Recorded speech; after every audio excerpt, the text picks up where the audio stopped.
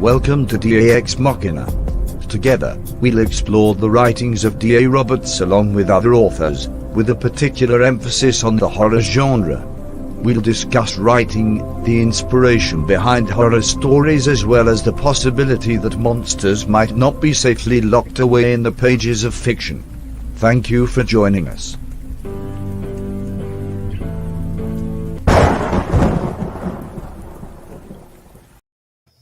Good evening, folks, and thank you for joining us on tonight's Back on Saturday, DAX Machina. Joining me in the house tonight is my usual partner in crime, who's been absent because he works Wednesdays usually, is my buddy Steve Monrodis, Steve Wildman Monrodis. It's a little bit late, but happy birthday, Steve. I wanted to get that on the air. Hey, happy birthday. Hey, happy birthday. And also joining us is Naomi Finn from the Dixie Cryptid and What If It's True podcast, and Josh Jones from All Tower Media. And joining us probably here in a little while, we may have a Cameron Buckner sighting. There's a good chance he may show up here shortly. So we'll keep our fingers crossed, folks. We've already got quite a few people watching. We've got a love from Tony Konopka and 2 likes, Adam Shepard and Roger Peacock. So thank you, folks. Already jumping right in there. Appreciate y'all. So you saying there's a wild cam out there somewhere? Yeah, he's going to be in profile. So, is it pretentious to be drinking whiskey out of a mug with my face on it? Do you really need to ask? I'm not wearing the orange face one I normally do, but if it's not pretentious, it doesn't belong on MDB Media. Woo-hoo. Well, on the note of shameless plugs, don't forget to subscribe and like us and all your favorite little streaming areas. We love your support, guys. Absolutely.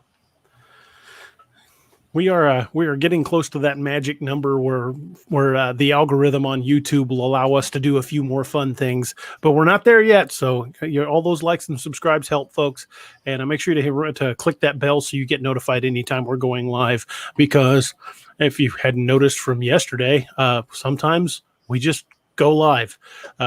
Roger contacted me and he's like, "Hey, want to go live?" I'm like, "Sure, why not?" So we did. So it was just one of those spur of the moments. We had a little bit of fun doing it, but we like being able to do stuff like that and to bring you guys the original programming.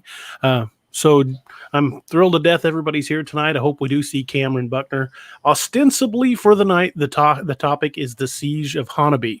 I don't know if you're familiar with that, but it's an incident that happened in Honobia, Oklahoma, back in the early 2000s, where a family, actually it was combined 2 families. It was 2 brothers and their families that owned the land, were literally under siege from a clan of Sasquatch. And we'll go into more detail about that soon. If you haven't already looked it up, you can find numerous shows about it on YouTube. But you're here tonight, so you're going to hear it from us. We'll jump into that here shortly. But I just wanted to take a few minutes and catch up with everybody because hadn't really had a chance to. And Josh, you just came back from vacation, didn't you, brother?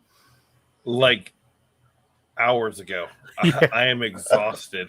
I drove 10 hours today. Oh my God! It's good times. I just got in from Missouri. We left Springfield this morning. Back in Ohio today. Those of you that haven't seen the All Tower video, I did share it to my pages. All Tower Media, Josh from All Tower, and myself. A bunch of us went back down to the Joe Bald Recreation area last night. We took a much longer video. Josh shot a Facebook Live, and I, of course, having crap cell phone service, all I could do was record. But I already sent the videos to our sharp-eyed Mr. Dream, Thomas Whitney, and he says at 6:49/6:50 in the first video, you can hear a distant whoop while you guys were talking about it. And at 12:45, someone says, "I heard something." Then you hear 2 hollow sticks being clicked together. So he says could be sticks or bones. So if he says it's there, I'm going to have to go back and check it out. But I have not uploaded my video yet because it needs some editing work because we were screwing around at the beginning, and I didn't realize I was already live, and so we've got to cut a little off the beginning and maybe a little bit off the end. But take a little off the top. Yeah, a little bit off the top. But as far as the video itself, none of that will be edited. It'll just be a couple of seconds at the beginning and end so we can get it straightened out. I will be uploading those along with my my videos that we took in the Land Between the Lakes to my YouTube channel very soon. So I'll be watching for those. I should have had the LBL videos up already, but I got lazy. So I'm sorry. All right. I think Bill's waiting for you to pass out sometime in the near future there, Josh. I am very tempted to do it standing up. If I had a standing desk, I might, but I got a little coffee here, so I'm not doing too bad. I hear a little gravel in your voice. You could tell you've been to Missouri. It's a time of year for the crud. Oh yeah, yeah. It definitely it was hot. Bobfoot asks, was that okay? Cool. Was that the story with the people in a cabin that was really far up in the mountains? No, I think you're thinking of the Ape Canyon story, which we will cover at some point. That was up near Mount St. Helens, but this is in the Kiamichi Mountains of Oklahoma, and a little different. And I think you'll like the story when we jump into it. Just a quick reminder for those of you on Facebook: if your name doesn't show up, head on over to StreamYard.com/Facebook, and you can self-authorize so your name shows up. And thank you very much for that comment. I love it. I tried to get the Facebook stars activated tonight and just couldn't get it done in time. So we'll get almost made it out. Naomi, I was gonna say you're looking a lot better. Are you feeling a lot better? I am. I am feeling so much healthier now. That is awesome. I've gone a whole day without taking Benadryl. Oh, there you go. Nice. A little bit of a withdrawal, but I'll be all right. Withdrawing from Benadryl. Or was it sleep withdrawal? You're just used to sleeping all the time. Yeah. That too. Actually, my days and nights have been mixed up, and I didn't go to bed till 4:30 this morning. Thank you.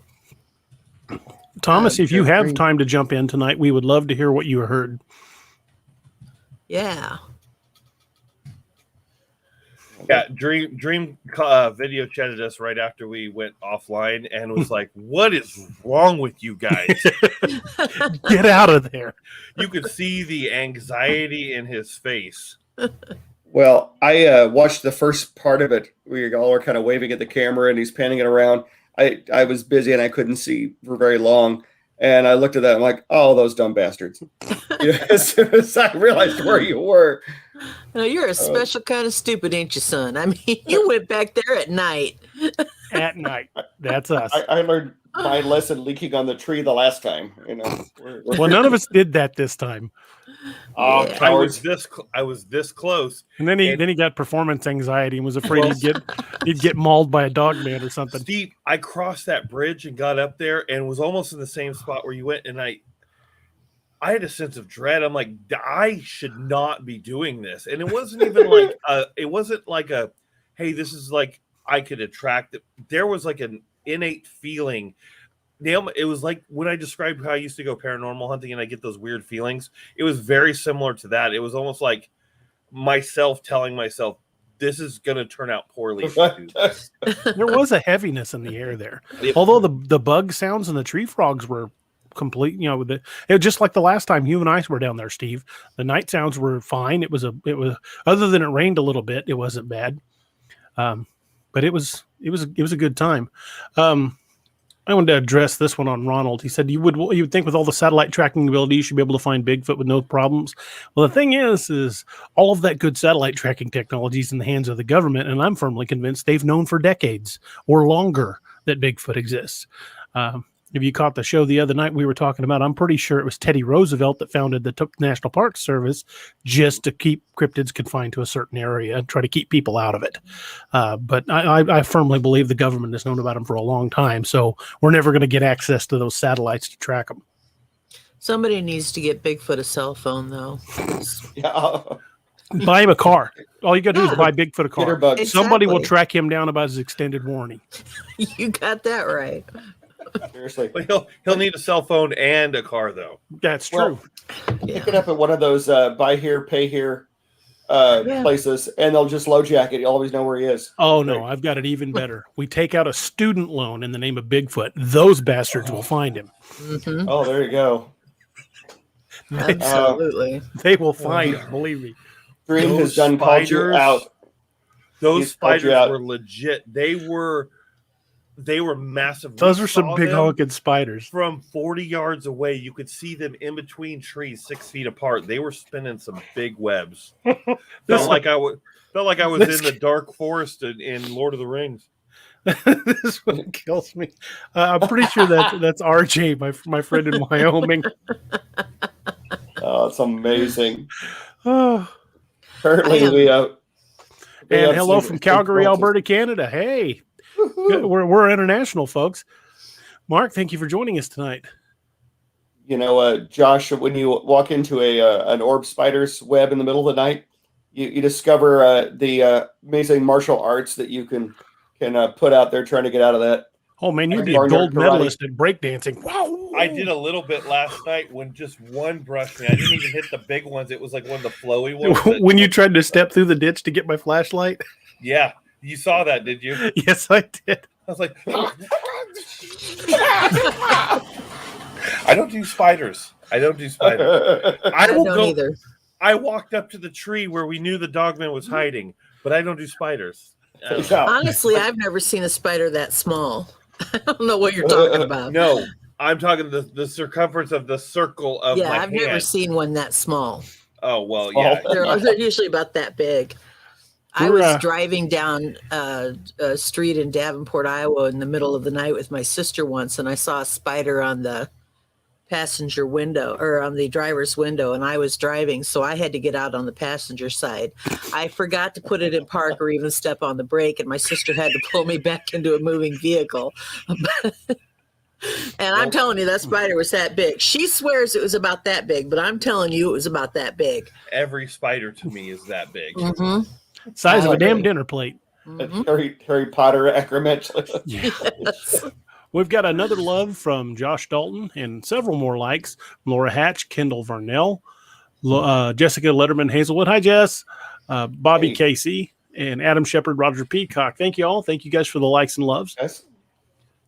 I got to give a shout out to Laura. That's actually my girlfriend. She was so concerned that her car made it back. Not so much me, but she wanted to make sure the car was. The car's found. expensive, man. You're Girl's cheap. got her priorities straight. The car's There's Dogman expensive. You're claws cheap. on the back of the trunk.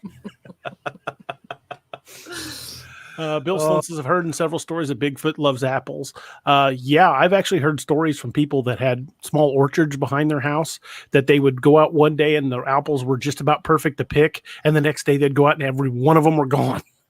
Even way up neighbor- high. My neighbor came over to my house one day, and he said, the back third of our lots is just, it's a ravine. It's just really heavily wooded. And beyond that, it's nothing but pasture and hay fields and more woods. And he came over to my house one day and said, you know that pear tree in my backyard?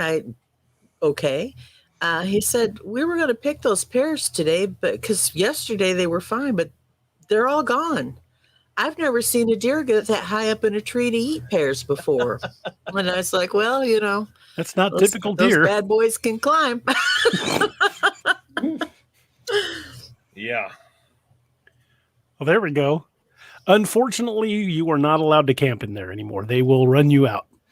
However, I am looking to organize another expedition. I want to actually get into the Combs Ferry campground that they bulldozed over the entrances to. There's only two ways to get in there now, with a good 4-wheel drive or with a boat. And if you're in there in the back part and they don't see you, they will lock you in at dusk. So probably the safest way for us to go in and be by boat. And that's going to happen at some point. I don't know how yet, but it's going to happen. I was going to say the Encore is not that 4-wheel drive capable. Yeah. And my minivan is front wheel drive, so it's not going in. Well, it might go in, but I doubt it'd come back out. DA, if you don't mind, I want to ask these two here and then Chad as well, their interpretation of my encounter with the locals. Okay. The conversation I had. Okay. It was very strange. So I wanted your take on this.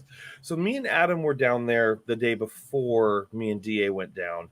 And there were some locals in a golf cart that kept kind of hovering around us, getting kind of closer and closer every time, kind of, I guess, trying to not so much scare us off, but make us uncomfortable enough to leave.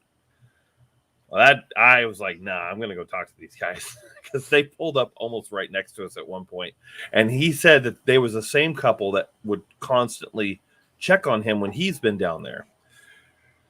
Well, I go over there and I ask him, I go, hey, do you guys mind if I ask you a really, really weird question? And he's like, sure, how weird? And I go, well, have you seen anything strange down here before? He goes, well, how strange? I go, like Bigfoots and cryptids. He goes, I don't know nothing about mining.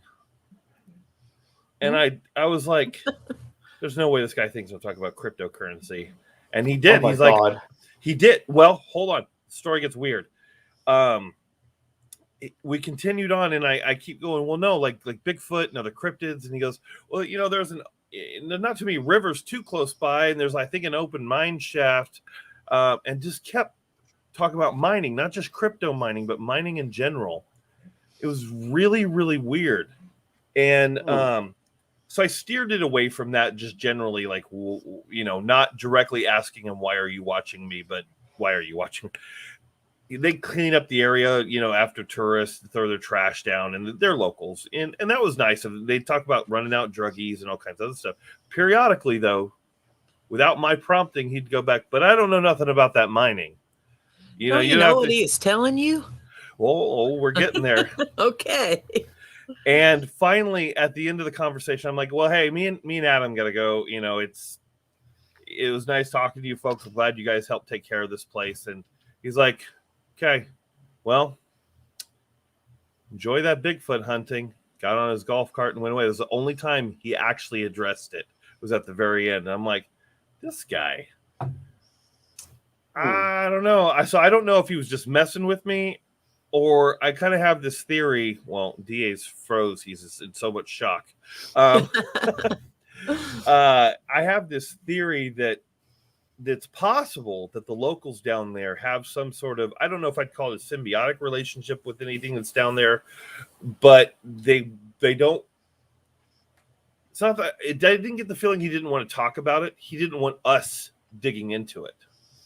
That's the feeling I got. I got the feeling he was telling you, if you want to see a Bigfoot, go down to the mine, but let me call him first so I can tell him supper's on the way. Yeah. That's kind of what I saw in that conversation. Well, because I kept saying cryptids, and he kept he referred a lot to crypto mining as well, like Bitcoin and stuff. So I don't know what the deal was, and there isn't a mine real close to that area. So I don't know what his deal was. I think he was being deliberately elusive so he wouldn't answer your question. I've had a couple of things that kind of correlate with that. I went down there, this has probably been a year and a half ago during the day one time. And I know my wife was with me, but I can't remember who else. We went down there just driving through. And it might have been my mother-in-law. I don't remember.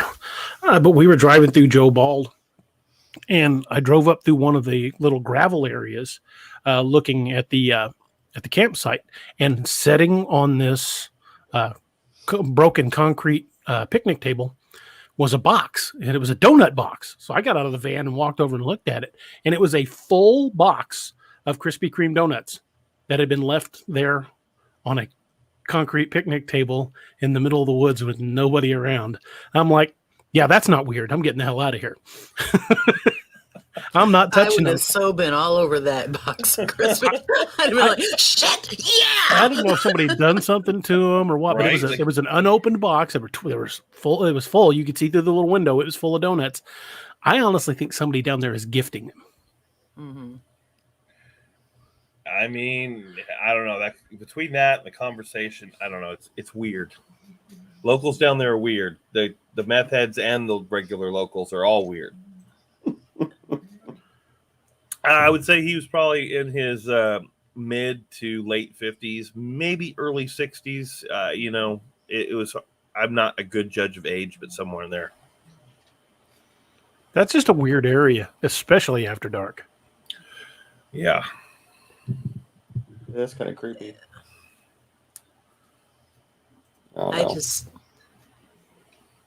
Naoma has had some weird stuff at her house too. Do you want to talk about it?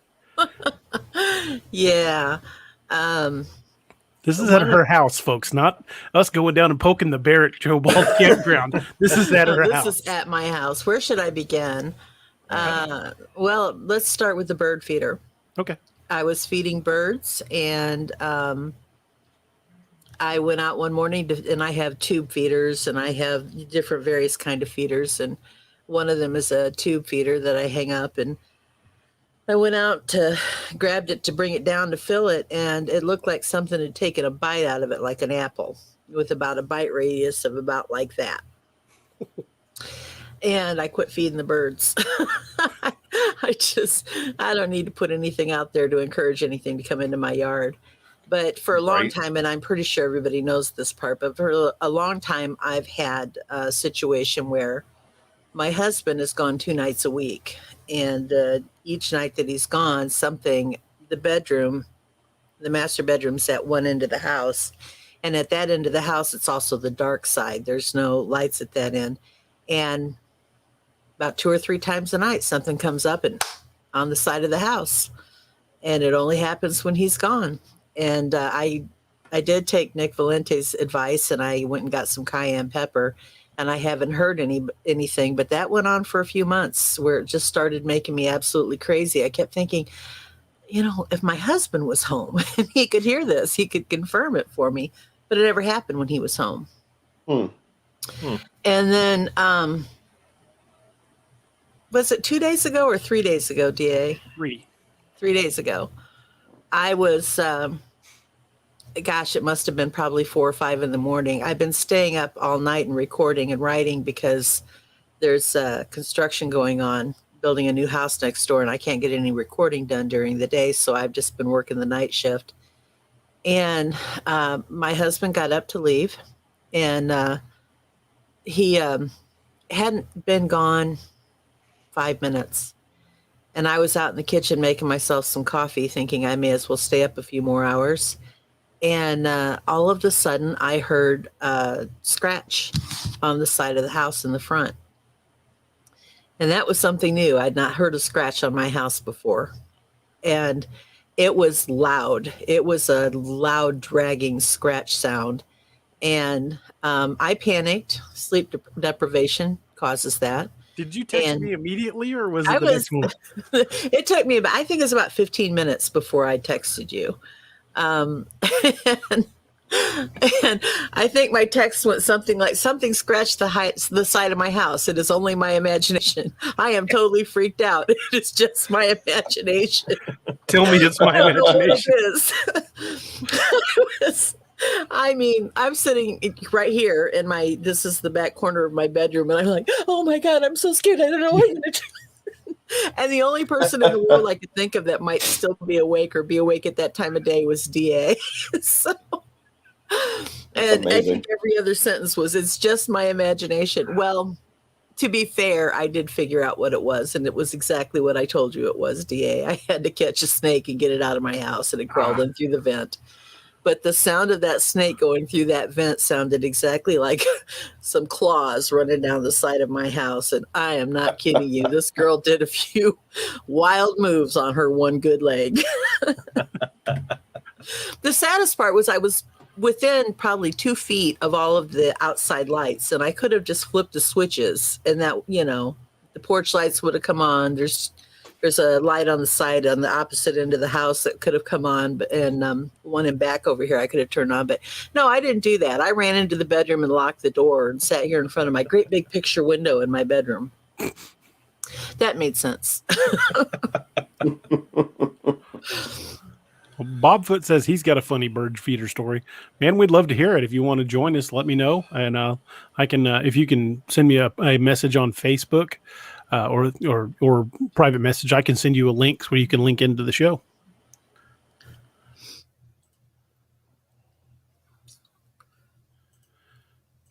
And Margaret Mills is with us. Good evening, everybody. Meg here, driving again. Don't know how long I'll stay with you tonight, but it's good to see you all.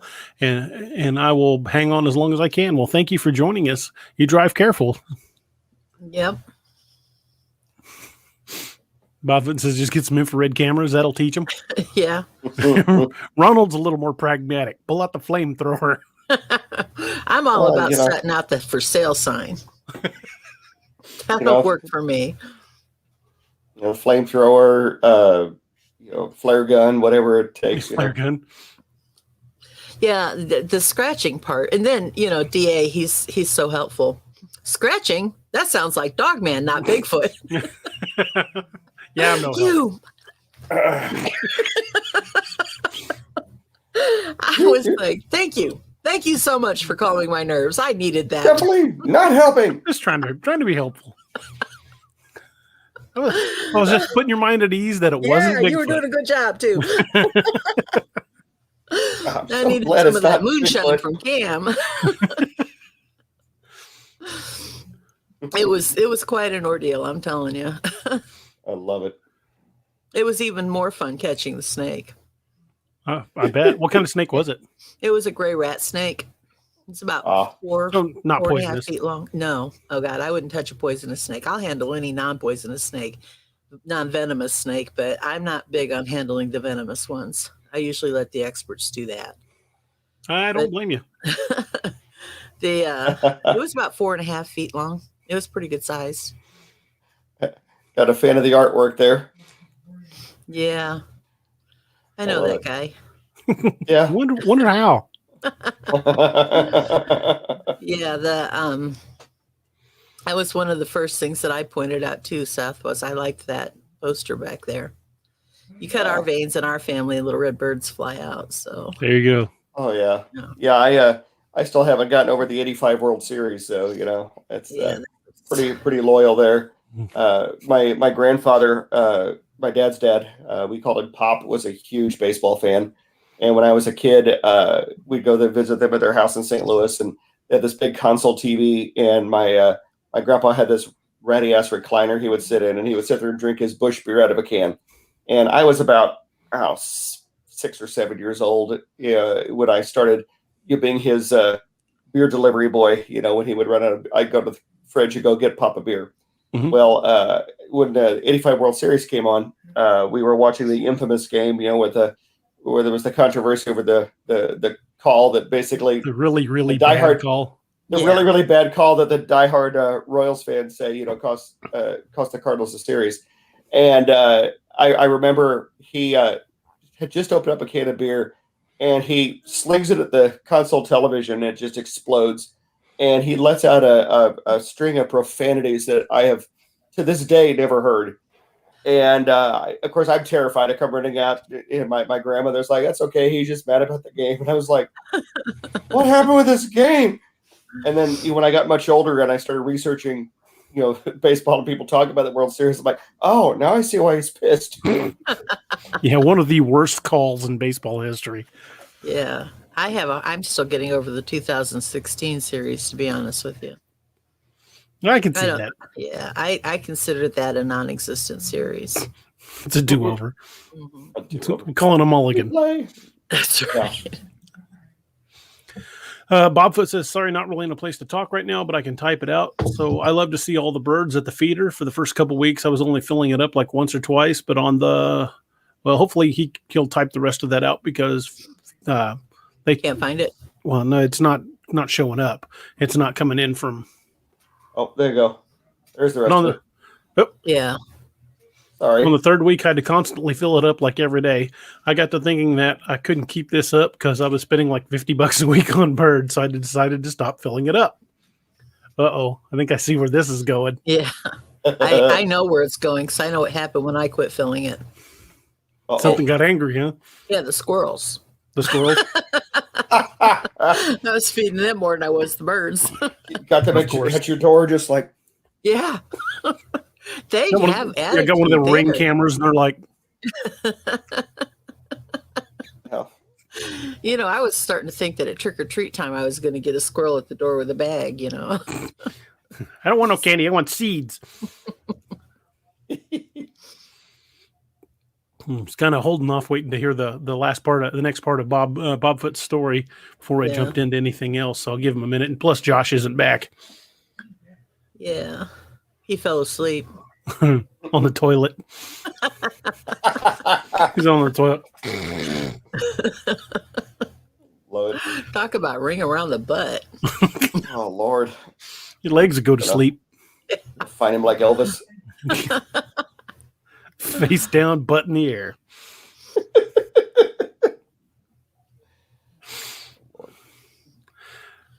Was that a... Uh-oh, I froze up. Uh-oh. I froze. Frozen, yeah. No, I can see you, Nana. Okay, I can see you too, so it must be DA. Yeah, he's frozen. Either that or he's had a stroke. One or the other. Or he fell asleep on the toilet. He's got a chamber pot in his studio. Yeah. fried? Oh. There he is. Yeah. My internet's acting squirrely tonight. I'm going to have to implement a rule, since I'm the one that pays for the internet, that my other two sons who still live at home need to stay the hell off of it when I'm streaming. Yeah. Because they're both streaming, and there's only so much bandwidth. Gotcha. Yeah. Oh, there's the rest of Bobfoot stories. So a couple weeks later, I look out my window and see a huge pack of rats. At this time, my wife and her best friend were there, and the house exploded. I couldn't buy anything for a while. I'd have been sitting up there with a 22 plinking them things. Yeah. Truth. We had a neighbor who was a county cop, and he pulled in our yard once, and I didn't know he was pulling in until he came to the door and said, "Why is there a 22 stuck out your back kitchen window?" Oh, shoot yeah, squirrels. Sorry about that. Fortunately, we lived on a farm. It wasn't like I was shooting at anything but groundhogs. But It's still fun, though. yeah, I mean, it was getting rid of them because they wouldn't go away any other way.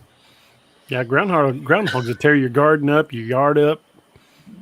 Foundation. Yeah, foundation. My cop friends, I said I couldn't do that anymore. He said, "No, you can't shoot out your window. That's not a good thing." Well, that's just boring. Yeah. Well, I just told them Do I it on the wouldn't back do it, side but of the he's house not- where they can't see it. was the back side of the house, Oh, but how the way do you he see it? pulled in the driveway, he could see it from the driveway.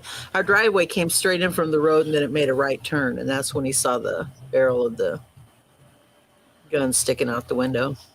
So I just told him I wouldn't do it anymore when he wasn't there. When he was there, I used to open our sliding glass door and lay in the middle of the living room floor with a scope and take out rats out by the barn. yeah. We used to shoot rats around the chicken coop too. Yeah, they'd get in the Chickens barn and love eat the that. feed.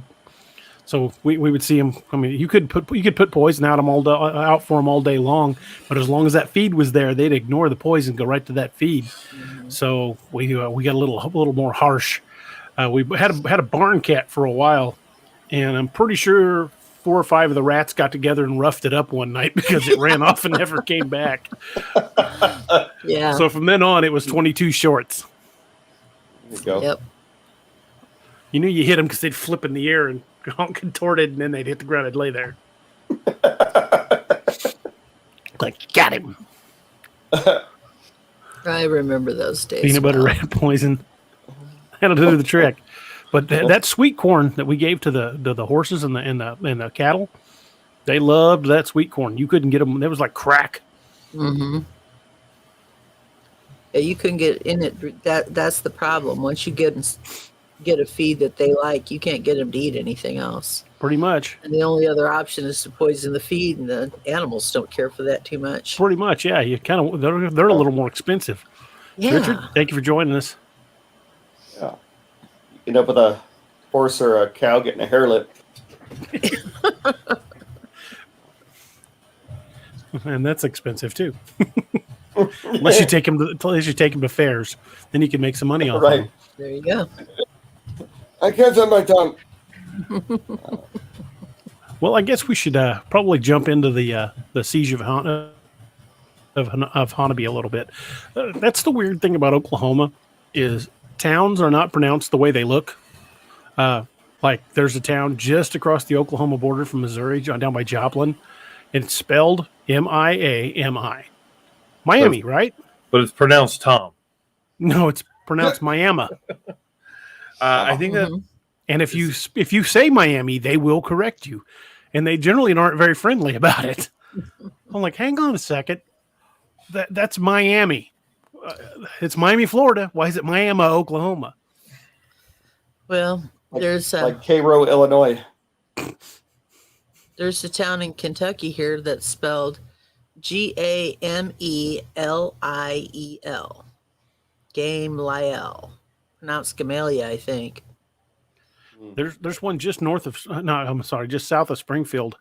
It's a French name. It's BOIS space D''ARC. I'm not sure exactly how that's actually pronounced in French. It's a French name, but anybody that lives there calls it Bodark. Yeah. And if you pronounce it any way other than that, they just look at you stupid. Yeah. Yeah. Yeah, there's a town up in Wisconsin, I think, called Prairie du Chien. I call it Prairie Chicken. Prairie chicken. It's actually Prairie Dog. Bobfoot says, I tried to talk to my wife about the poison. We have some cats that would eat them if they found them dead. So try to convince for non-toxic poison, but she didn't want the rat to suffer. Rats need to suffer. Yeah. The rats. D8. Yes, sir. It's pronounced Boadak, and it's wooden bow. Well, the locals call it Bodark. At least according to Google's AI voices. Boadak. Yeah. Well, that's not how the hillbillies pronounce it, and I can tell you that. And But they'll it get means- really upset with you if you speak French to them. Yeah. It means wooden bow. Wooden bow. Uh-huh. Yeah. It's Yeah. like And they look at you and say, "You ain't from around here, are you?" it's like I'm not. Pueblo, Missouri.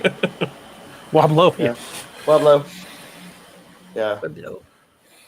There's a lot of it- weird town names around here. I come from a place in Illinois where we have a town named Milan, not Milan, a town named Orion, not Orion, a town named Rio, not Rio, a town named Viola, not Viola, and I'm missing one.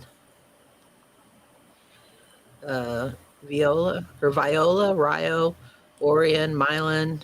I know I'm missing. Anyway, we don't pronounce anything right in that part of the country. All right.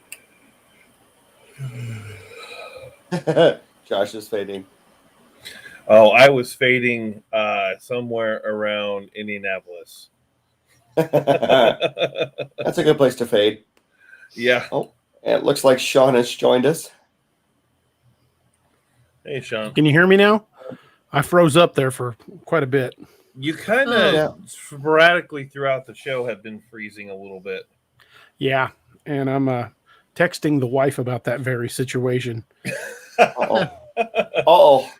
Uh-oh. Oh, hell no. Well, when Naomi was telling her story, though, it looked very suspenseful when you froze with your coffee cup up to your mouth, just like, That's it's like, that is just fascinating. it's like, really? And I don't know if it's just me, but Steve, now you have a little feedback when you talk. Oh, that's just me talking. No, actually, It's crackling real bad. Yeah, it Uh-oh. is. It just started. Yeah, everything Well- was fine a minute ago. Let's Welcome- go back in time. Welcome to another one of our podcasts where one of us or all of us have some sort of technical issue. Yeah. Yeah, I started it not with a set of headphones that didn't work, and I had DA convinced it was his mic. Yeah, I was panicking. I'm like, my mic ain't working. He's like, my mic's not working. Wait, never mind. Figured it out. I can hear nothing. This little thing. Holding up Well- the plug. Oops. If I suddenly do the, I'm probably going to lose internet. Uh-oh. And Uh-oh. I will attempt to get through the Siege of Honobia story without seizing up. But one of you pick up the torch and keep right on going. If I So- suddenly, A Is it siege the- without a seizure. I was yes, going to say, is it the Seas of Honobia? yeah, it very well could be. We have now attracted the attention of the men in black. Oh, Yeah. Yeah, your crackling is getting worse. Yeah, they're all over you, Steve. You expect a raid at any minute. All the Shouldn't have bugs rang are that- going off. Shouldn't have rang that cowbell, man. I Yeah. found out about the porn. It's IPA static. The That's what man you get bun for and watching skinny chicken. jeans of beers. That's what you get for watching Chicken Born. God. Oh, dear God. The sassy one. When I have some time, we'll get it taken care of. I need to get with Adam, and we need to actually get that store launched and proper. And we will get Cam.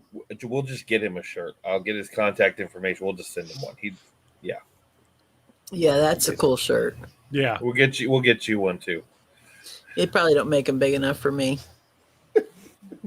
Cornhub. Oh, my God. It's like Pornhub, but only in Iowa. Part of me wants to fact check this. The other part of me says, "Don't do it." I have that same feeling when I wanted to go pee out in the woods. Yeah. You're about to Do get it. dragged into the dark web. There you go. They're after some of Steve's sweet pea. I accept PayPal and all major credit cards and possibly food stamps. He's not proud.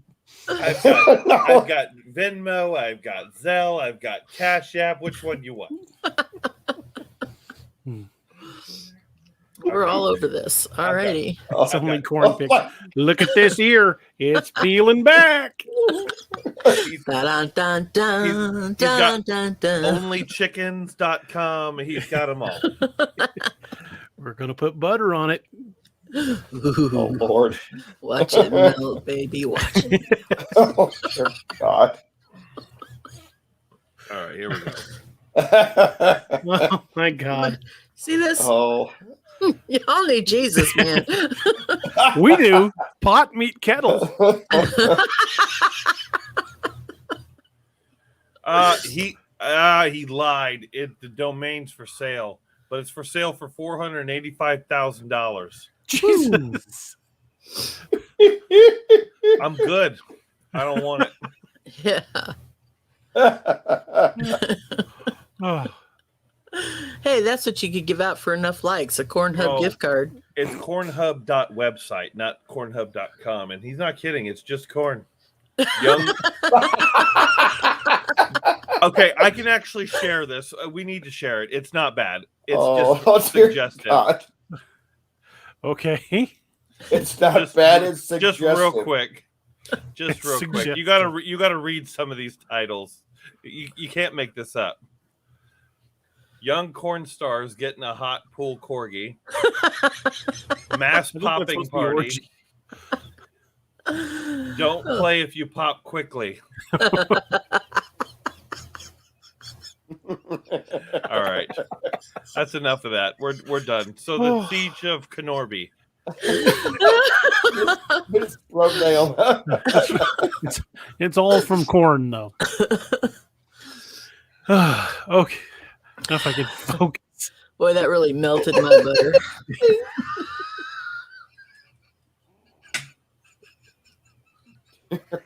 God. Oh. Oh. Oh. Got the vapors. Y'all Thanks need for joining Jesus, us, baby. folks. It's been another Someone DX. say Machina. corn. Okay. Okay. Jazz hands. Oh. This used to be the thing back in school. Okay, I am going to attempt once again to get to the Siege of Honobia or Honobia. Honobia, Oklahoma is well, if you're not familiar with small towns in Oklahoma, it's not civilization in the strictest sense of the word. It's a town. Okay, we'll go there. And On now the every year, loosest sense of the term. yeah. They have now every year they have a huge Bigfoot conference down there called the Honobia Bigfoot Conference, and they attract guests from all over the country, and it's a big thing. It's in a campground, and I actually want to go to the event, but the event popped up after the Siege at Honobia. the people that were involved with the siege, I believe, don't have anything to do at all with the Bigfoot conference. But because of all of the attention and the number of sightings in the Kiamichi Mountains, this Bigfoot conference is kind of well placed. It is Nowheresville. Yeah. It's on the corner of No and Where. Mm-hmm. In fact, if you guys remember my first Codename Wild Hunt book, it was set in that part of Oklahoma. It was in the Wachita Mountains, and the Kiamichis are a spire of the Wachitas. They're kind of an offshoot, but that's right in that same area where Codename Wild Hunt Odin's Call took place. We always called them Wachitas. Well, I could be wrong. No, in Oklahoma, it could be pronounced Frank. I don't know. I'm just guessing. It looks like Wachita to me. I don't. Yeah. It could be Wachita. It could be I don't know. There was one guy was adamant going after Cam in the comments when he did the section, when he narrated the section from Codename Wild Hunt Odin's Call. Mm-hmm. He said that it's pronounced Wichita. I'm like, no, it's not the Wichita Mountains, buddy. No. Oh, by definition, Wichita is flat. And Tornado Alley. But that's another story. But anyway, I always thought that's where the Wicked Witch of the West was from. Yeah, it's pretty accurate. I was wrong. She actually is from the Quad Cities. She's my ex-mother-in-law. Washita. It's Wachita. Washita. Huh. Well, we always said Wachita. I mean, you throw a little Okie on it, and that's what you get. little dash of Okie. Okay, back to Honobia. Okay. Yes. Yeah. Well, go ahead, since I got this comment up, I'll go ahead and say it. CA didn't get a ticket, just told them to leave them morons alone and not drive by their house. I'm supposed to go another route. I know it's my right. It's a public road, so I kindly said, kiss my ass, and he can't tell me to take a different road. I very politely told him to kiss my ass. Not sure the backstory on that. We must have missed a comment on that, but if you try to be too polite about that, it can come off way wrong. Hey, buddy. Yeah. Yeah. Oh God. Not the left cheek, not the right cheek. Right in the middle, right on the pucker. The siege. Yeah. Got some buttered corn. Yeah. I almost had him, Steve. We were almost there. Okay, back. Good night, everybody. We've derailed this train multiple times. Yep. That's what happens when I'm not feeling bad. Oh yeah. Yeah, you got some good zingers in there. Hopefully Cam shows up before too long. Calms me down. Might pull us back in the right direction. Yeah, he might guide us back in the right direction, and then he might start talking about the chickens, and we'd all be cracking up. Every time he tries to talk, you hear a rooster in the background. I love it. But anyway, somewhere around the year 2000, early 2000s, this family that lived out in the sticks. And when I say Honobia's in the butt crack of nowhere, imagine living in the deep country, and that's the nearest town. This is how in the sticks these people lived. It is in the middle of nowhere in the Kiamichi Mountains, and they were, much like most rural folks, supplemented their diet with deer hunting, and we did it. I ate plenty of deer growing up, and fish or whatever else we could hunt. Turkey, but they supplemented their family's diet with deer meat, and apparently deer are pretty plentiful in that area. And like any other family that hunts and owns land, you can put out food plots to help attract the deer and things like that. So they had done the same thing that every other deer hunter's ever done: planted snow peas in some areas, and that just keeps the deer coming back to your land. You're not allowed to hunt a baited patch. Obviously, that's wrong. But you can put out attractants to keep them coming to your land. And they had done this, and so therefore the deer were plentiful on their land. Well, they had the house itself, and then they had an outbuilding. And the outbuilding had locked doors on it. It was like a garage, but it was more of a shed. But it had, it was like a house, but you could lock up the doors and everything. It was solid. Well, that's where they had their deep freeze, and it's where they butchered all the deer. And when they started noticing something was getting in, because sometimes they would hang a deer carcass after they'd come in. You'd field dress it out in the field, gut it and everything. Then they'd hang it up and and wait for it to finish all the blood dripping out of it before they butchered it. Well, something kept getting in and stealing deer carcasses. Well, this is a problem when your family relies on that meat. And then it started getting into the deep freeze and taking more meat. So they put extra locks on there, and it kept getting in. And that's when they started taking this pretty serious. Like something or someone is getting in there and taking our food. So they started like putting out game cams and the usual traps, like game camera traps like that, and watching. And they caught a glimpse of a couple of these things and realized that we got a bigger problem on our hands. And they called and my wife has gotten on to me, so I will not be naming this organization, but my wife has crawled my butt about talking not favorably about a certain organization, so I won't. So I will just say they called a certain organization, and if you do any research into this, you'll know exactly who I'm talking about. But I'm not saying it. So baby, if you're listening, I'm doing you proud. But they called this certain organization, and they sent some people out. And from what I was given to understand by one of the brothers that was involved in the situation, the guys from this organization that came out to investigate were about as useful as filling your gas tank with water. They were counterproductive. They tried to strong arm buy the land from the family. We want to buy it and set up a research station. They're like, no, we don't want research out here. We're not selling our land. We just want them gone. And when the creatures started getting more bold and coming up to the house, apparently these guys from this unnamed organization were we'll just say next to useless. A couple of them even hid. Like in their vehicle and refused to help. Well, the situation kept progressing. These creatures were like stalking family members, looking in windows, scaring their kids.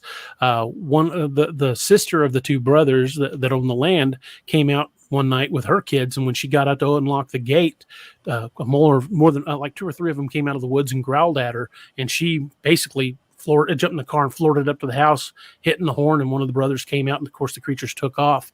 Well, they finally got tired of it when they were like trying to get in windows and like rattling windows and rattling doors, and one of the brothers grabbed a rifle and went out the back door and was chasing one of them around the house. Well, it took off and ran for the trees, and he fired several shots at it, didn't know if he hit it or anything. And so it continues to progress. They keep getting more and more aggressive. They've taken pretty much all the food that they can take from these guys, and these guys are done. You've taken our food. You're trying to scare us out of our house. We are done. So one night, a couple of them got a little too close, and the brother stepped out on the porch and just unloaded. Rumor has it they killed at least one, and the other creatures carried the wounded one off. They said they could hear it gurgling as they believed they'd either shot it in the lung or the stomach, but they could hear it gurgling and screaming, and as the others were dragging it off. And it finally came to a big enough head where they realized we're going to have to either do something with the deer meat completely different, and we got to get rid of these food plots. We've got to do something to get the deer away from here. And that's finally what they did. But they did move out of the house for quite a while until the deer stopped coming around and the food plots were dead. And even then they would still catch glimpses of them in the trees, and they would still come around, but they weren't messing with the house anymore. So it's a pretty terrifying story, and it's been authenticated by a number of people, including the aforementioned unnamed organization, who said these people have a legitimate problem. We don't know what to do about it. So it was a very dangerous situation where they actually ended up in a gunfight to keep them out of their house. So it's a pretty nasty situation. I do know one of the brothers involved. I will not mention his name. I won't tell anybody his name because he's asked to just stay completely out of it. He doesn't want to talk about the story anymore. He doesn't want to hear about it anymore. And I don't blame him. His family's been harassed for 2 decades over it. So That's the story. That's it in a nutshell. That's the Siege of Honobia, where a family was terrorized over deer meat by these creatures. And it just shows how smart they are and how dangerous they can be. That's crazy. And after having a couple conversations with my friend, I firmly believe the guy, because the dude is legitimately shook. You don't talk about something like that with that kind of, almost like PTSD. I mean, the guy was shook. So what do you do in that situation? Called the wild hunt. Yeah, hopefully there's a team like the Wild Hunt around. But if you've got Bigfoot creatures coming to your house, there are a number of things you can do to keep them away. For some reason, and some people speculate that Bigfoot creatures can see into the infrared spectrum. Don't know if that's true or not. We've got no way to know. I mean, that's just a speculation. But what we do know for sure is that they avoid game cams that use those infrared sensors, and they avoid motion detector lights. So if they've got them coming around your house, put out motion detector lights, put up a few game cams. They will avoid them. Here's the thing, though. A number of reports that I spoke to, a guy would leave to go to work, and he had these motion sensor lights. He would come home from work just at dusk and find that since nobody had been home, they'd come up to the house and pushed the sensor all the way up so it wouldn't go off at night, and he'd have to get on a ladder and pull it back down. There have been other accounts where a guy would walk the perimeter of his yard and find where sticks had been stuck in the ground, marking the boundary of where the sensor was at, so they know what point not to go past to trip the sensor. That's awesome. It's very intelligent. This is more than just your average animal. This is reasoning intelligence. Of course, chimps and baboons and bonobos, they all use tools. These are higher primates, and they have a far greater reasoning capacity than we give them credit. I mean, gorillas have been taught sign language, and we're able to form complete sentences on their own, asking for specific things. So primates are smarter than we give them credit.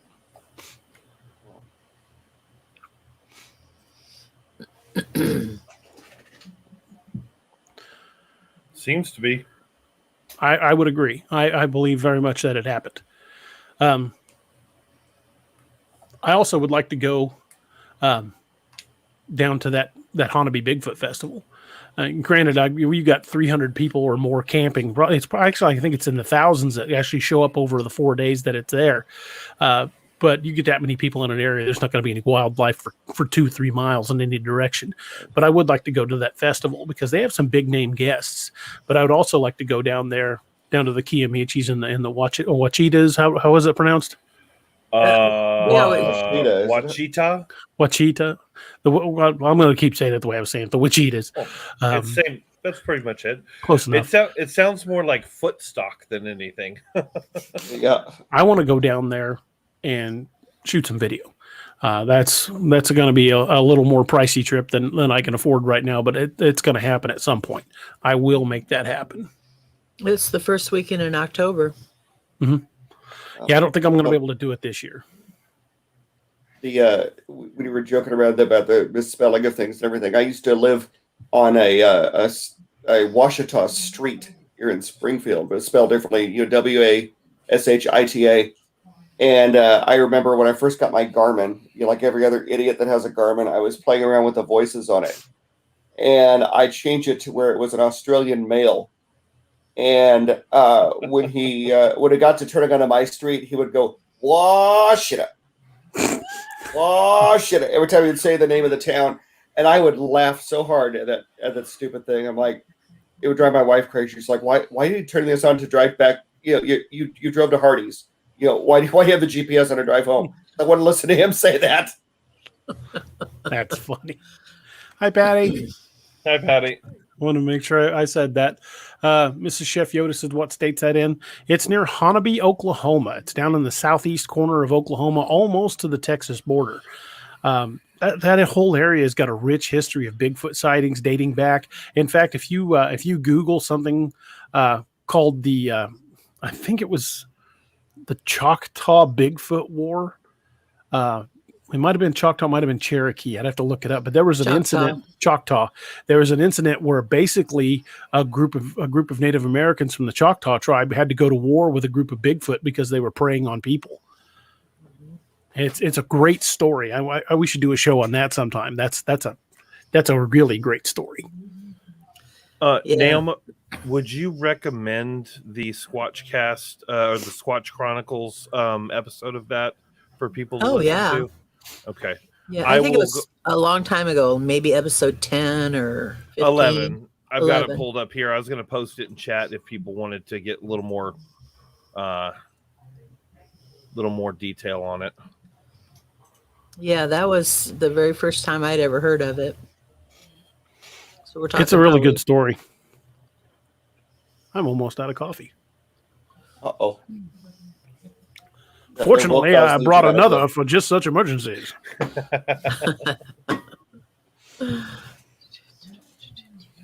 Yeah, I feel like the high ground against a 10 to 20 or 12 foot tall creature, you got to be really high. I think a roof on a house isn't going to be high enough.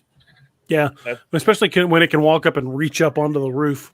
And yeah, or probably just use itself to pull up onto the roof.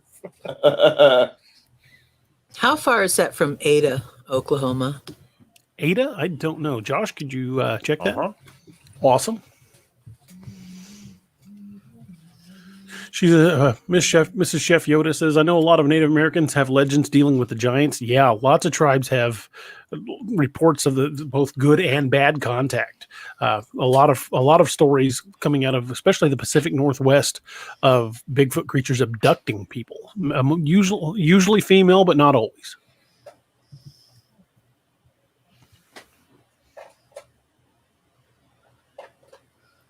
Uh, 2 hours and 20 minutes from Ada. There was a special, I don't know if anybody's ever heard of it, called Bigfootville. Mm-hmm. And that was basically in Ada, I think, Oklahoma. That's a good show. Yeah. I need to watch that again. It's been a while. Yeah, I was just thinking the same thing. I need to. Well, for those of you who are just joining us, I notice our numbers are still steadily climbing, and I appreciate you guys for jumping in. If you're just joining us, make sure to hit that like and subscribe button if you don't mind. We certainly appreciate it. It also, hitting that like and subscribe will let you be informed anytime we go live, and it really does help our ratings within Facebook and within YouTube, because it improves on the algorithm and gets us out there even farther. So hit that like and subscribe button, hit follow, whatever you can hit. We certainly appreciate it. Thank you very much. If you're on the show, hit the bottle. There's that too. Well, that may be happening sooner than you think. I've got a little pony keg over here, a little wooden keg that I got for my birthday, and it's loaded. It's supposed to age the whiskey, and almost 2 months ago, I put a bottle of Tullamore Dew in it. And Tullamore Dew is okay on its own, but it's been aging in that wooden cask for 2 months, so I'm kind of anxious to see what it tastes like.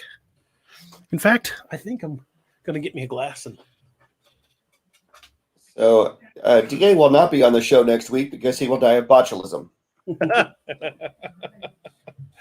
Oh, DA. Well, I mean, he clearly likes to live dangerously. Yeah. You know, he brought me a bottle of mead that was extremely good. Who made that, DA? A friend of mine down in Arkansas. I don't know if he wants me to say his name on the air, so I won't. But he's a friend of mine that lives down near. God, I'm trying to think of the name of it. There's a casino right at the Oklahoma-Arkansas border. I can't think of the name of the town, but he lives in Arkansas and he actually works at that casino. And the leaky roof meadery here in Springfield is really good too, I have heard. I've never managed to get out there to try it, but ooh, that smells woody. That's what she said. Oh wow! Oh.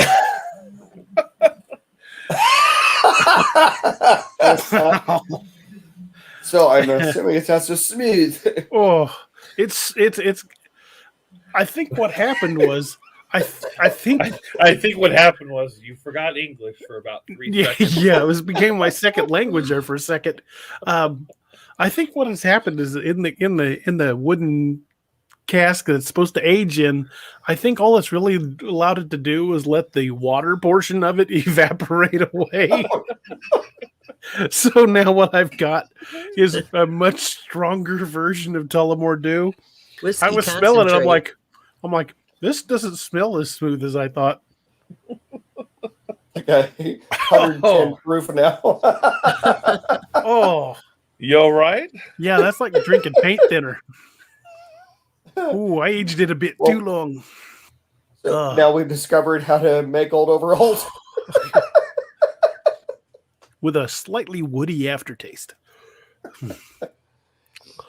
I was wondering if the Wow. turpentine- I can't remember whiskey burning all the way to my stomach like that since the last time I knocked the cap off of a bottle of moonshine and took a drink. And my buddy's like, no, don't drink that straight. That's pretty potent. Whew. Yeah, I haven't seen you that'll make take that rust face off since a you drank bumper. Writer's Tears. Well, that'll take rust off a bumper for you. I got tears in my eyes. Oh, Mr. Miller. How you Oh, there it doing? is. There he is. There's the sentinel. Miss Chef Yoda says turpentine.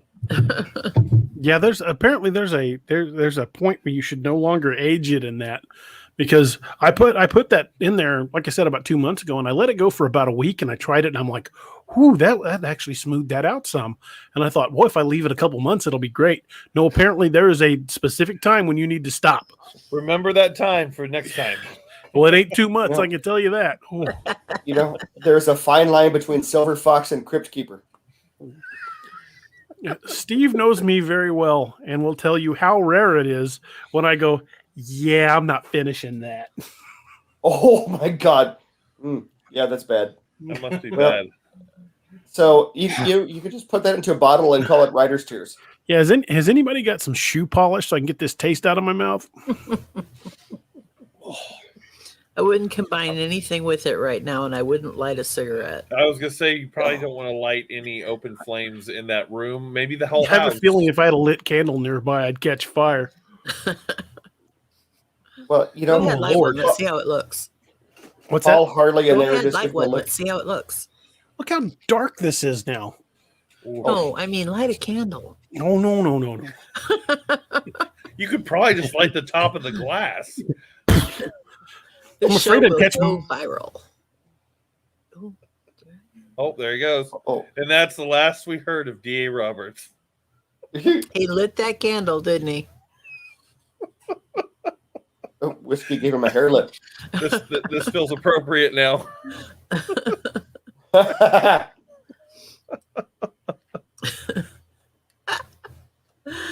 Oh my. Still frozen. There he is. There he is. You were I was wanting to try to have this up tonight, but it just didn't happen. you've been frozen for a hot minute. That was Well, the best expression when he came back. While you were frozen, there was like a. Okay, then. Amazing. Cool. That'll put hair on your tongue, then burn it right back off.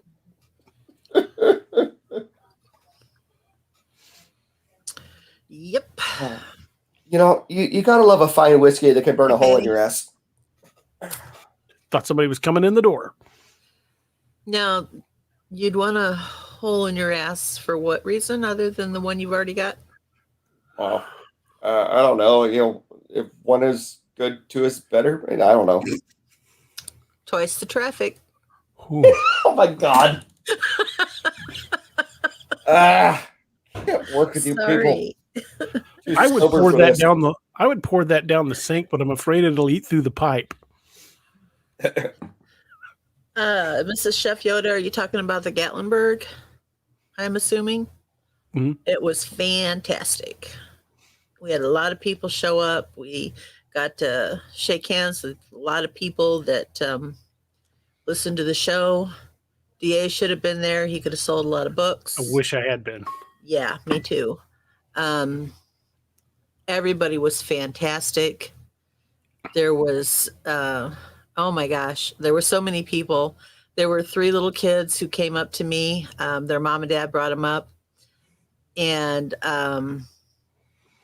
they, Miss Neoma, they wanted to meet you. And that just made my whole day right there. Absolutely. Awesome. Yeah. Who wouldn't want to? I love your voice. You do great narration. And I'll tell you, poor Cam, he was worn out. He must have had his picture taken 1,000 times, and he must have signed 500 autographs, and everybody had a story to tell him, and it was great. So, and we finally got a lot of people straightened out that I am not Mrs. Cam, that I am actually separate from her, because she was standing next to me. So that was cool. Well, that solves the mystery. Yeah. Ready to go to the cemetery? Which cemetery? Pick one. I know a lot of creepy ones. Looks like Smash was at the conference. That's awesome. Yeah. I think you might have found a taker for the rest of that cask of alcohol there. Leave it to the Sentinel. I mean, DA, you drink enough of that alcohol, you may go visit the cemetery. But not in a good way. Finest in beverages that'll make you go blind. You know what's funny? Robert, you're not wrong. Most drinks, after a couple drinks, you don't even taste it anymore. You just go drink blind and just keep going. I can't taste the coffee. You won't taste anything for a week or 2. People People will be like, "What? You got COVID?" I think it singed off an eyebrow. He'll be talking like he's from Innsmouth. Return to the flu. Denise said, "Go to the next one, DA." That is the plan. Cam and Naoma and I have already been discussing the next show they do. We want to go together and all get a table together. So the hijinks will be legendary. Ronald wants to know if my books are in audio. A few of them are. I've got narrators working on the others. Let's see. The first book of the Ragnarok Rising saga is available. Lakeview Man is available. And I think that's it. I had a narrator contracted for the first book of Apex Predator, and he did not follow through. So the rights reverted back to me. And now I've got a narrator working on the Apex Predator series. I've got a narrator working on the Ragnarok series to get more out. Naoma is going to be taking over the narration on the Lakeview Man series, and Cam Buckner is going to be doing the narration for the Codename Wild Hunt series. And I am currently working on Lakeview Man 2. Awesome. I can't wait to hear it. I need to get the prelude over to Cam and let him put that up on the... Definitely. Yeah. Oh, It's good whiskey and it removes taste buds. Yeah, I'm just not an alcohol person. I don't see the pleasure in that, guys. I like a good whiskey. That being said, that's not it. You have PG versions of your books? I'm afraid not. Most of what's in my books is just salty language and gore, lots of gore. I don't really do love scenes, never have. I've alluded to a few, and it's like, oh, and then hours later something else starts. I don't really do any graphic scenes like that. But the worst you're going to find in mine is language and brutality, which is generally Gugway ripping people's arms off and stuff like that. Chewing into their faces. Eating heads like apples. Yeah. Fun things like that. Oh, what is Lakeview Man about? If you haven't read the Codename Wild Hunt books, then this might not mean as much. But if you've read Codename Wild Hunt, you'll be already familiar with the character.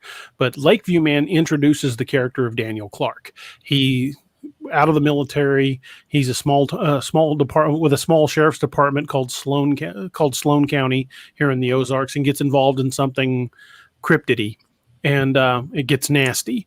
And he ends up running into elements of the Wild Hunt and gets recruited. So it's the origin of Daniel Clark. I started with Apex Predator 1, and Lakeview Man 1 is where I started, and they're both great. The Lakeview Man actually scared me a little bit more than Apex Predator. Apex Predator felt more like an action film, whereas Lakeview Man was straight up. I'm terrified of what's going to happen next. And you were standing right where some of the action happened last night. Yeah, I don't want to think about it. I'm going to be going to sleep here in a little bit, and I don't want to think about it when I go to sleep either, because I typically dream about the last few things I think about. There you go. I actually am excited to see what kind of nightmares Dream puts into your head when he looks at the whole video. He's already finding some stuff. Mm-hmm. Adam has possibly found a few things as well. He wants to do a couple once-overs on him before he commits to anything. Is that your video or mine? Mine. He hasn't even got a hold of yours yet. Well, I emailed them to you.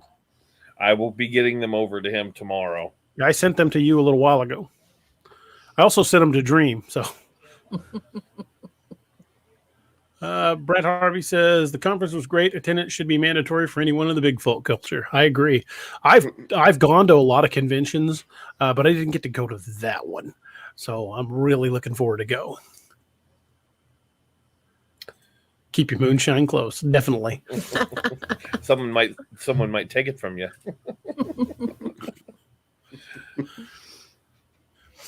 Yes, yeah. I don't know who would do that, honestly. Mr.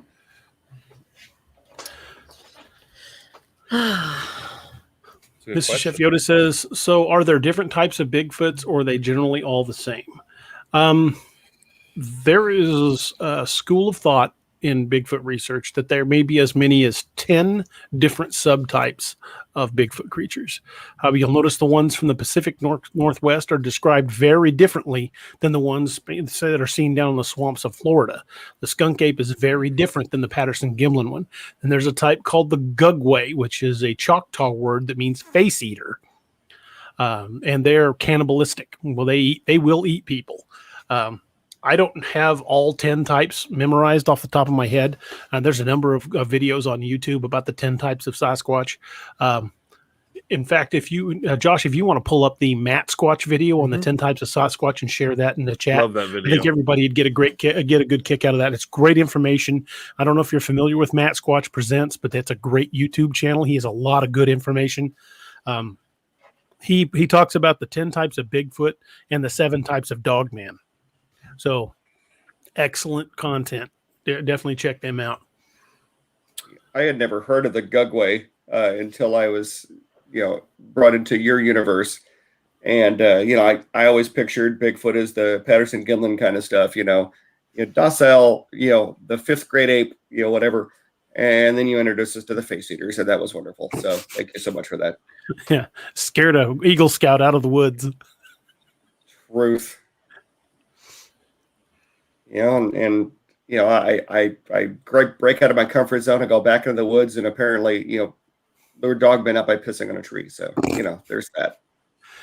Well, Patty says maybe the shadows were not DA's arm. I literally screamed. I think she was watching the live stream. I know she hasn't seen my video yet. I've got the 3 videos: the drive into Joe Bald, the video we took inside the park, and then the drive out of Joe Bald. So once those are up on YouTube, if anybody sees anything in those videos, note the timestamp and let us know, and I'll have Josh and Adam pull that section of video and really enhance it, much like they did with the Dogman pictures from our first trip down to LBL. Not LBL, I'm sorry, our first trip down to Joe Bald. I still want you guys to go over the LBL videos. My goal tomorrow, depending on what we're doing around here, I should have both the LBL video and the Joe Bald video edited and up on DA's YouTube. So you're going to upload them? Or I'll send them back to you to upload them. You can, no, by all means, you've got moderator access for a reason. Go right ahead and upload them. I will try to get those done. If not during the day, I'll be up tomorrow night getting ready, to get back on my work cycle. So they should get done in the next 24 to 48 hours. Let me know when they're up, and we'll do a big blast on them. Okay. getting them out on social media. Plus, we'll also talk about them on Nightmare Hunter on Monday. Denise Snyder says, are they on Audible? The ones that are currently available in audio are on Audible. Eventually, all of them will be, but audio is a slow process for some reason. It takes a few months to get from beginning to end to get one onto Audible. And even once the narrator has it completely ready and uploaded, it takes about a month for Amazon to clear it. They do a full check on it, and it takes easily a month for them to get back to you. When we uploaded Lakeview, man, it took, I want to say, right at 45 days before they cleared it. Wow. So it's not a quick process. We will get them up as fast as we can. I would love to have them all up. Believe me, I would love to have all of them available right now. But I'm going to keep writing and keep turning out books, and hopefully the narrators can keep up.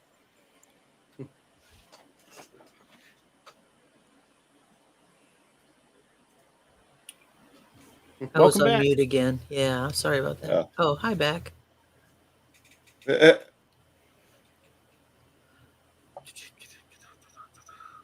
Anyway, Gross. Of course, you had a spider. As a Gross. I hate spiders. Me too. They're just terrible things. yeah, they are evil.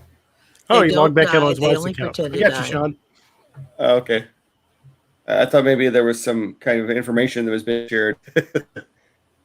Like, we're not Sean anymore.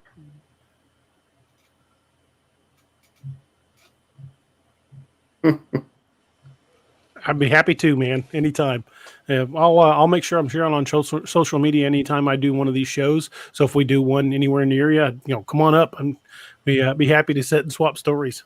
Grab a cup of coffee and laugh and cackle and talk about Bigfoot and whatever else, whatever tickles our fancy. I've posted it earlier in chat, but another great way to communicate with DA and be a part of his community is jump into his Discord server. It's something that's kind of a more of an ongoing conversation. That's the best way to put it. DA's got it on his phone. A lot of us are in there. You can just pop in, and it's kind of just a loosey-goosey live chat room, and there's organized areas for different chats. So that link is somewhere in chat. Just scroll up. And if you want to join the Patreon community, swing by patreon.com/DA Roberts Author.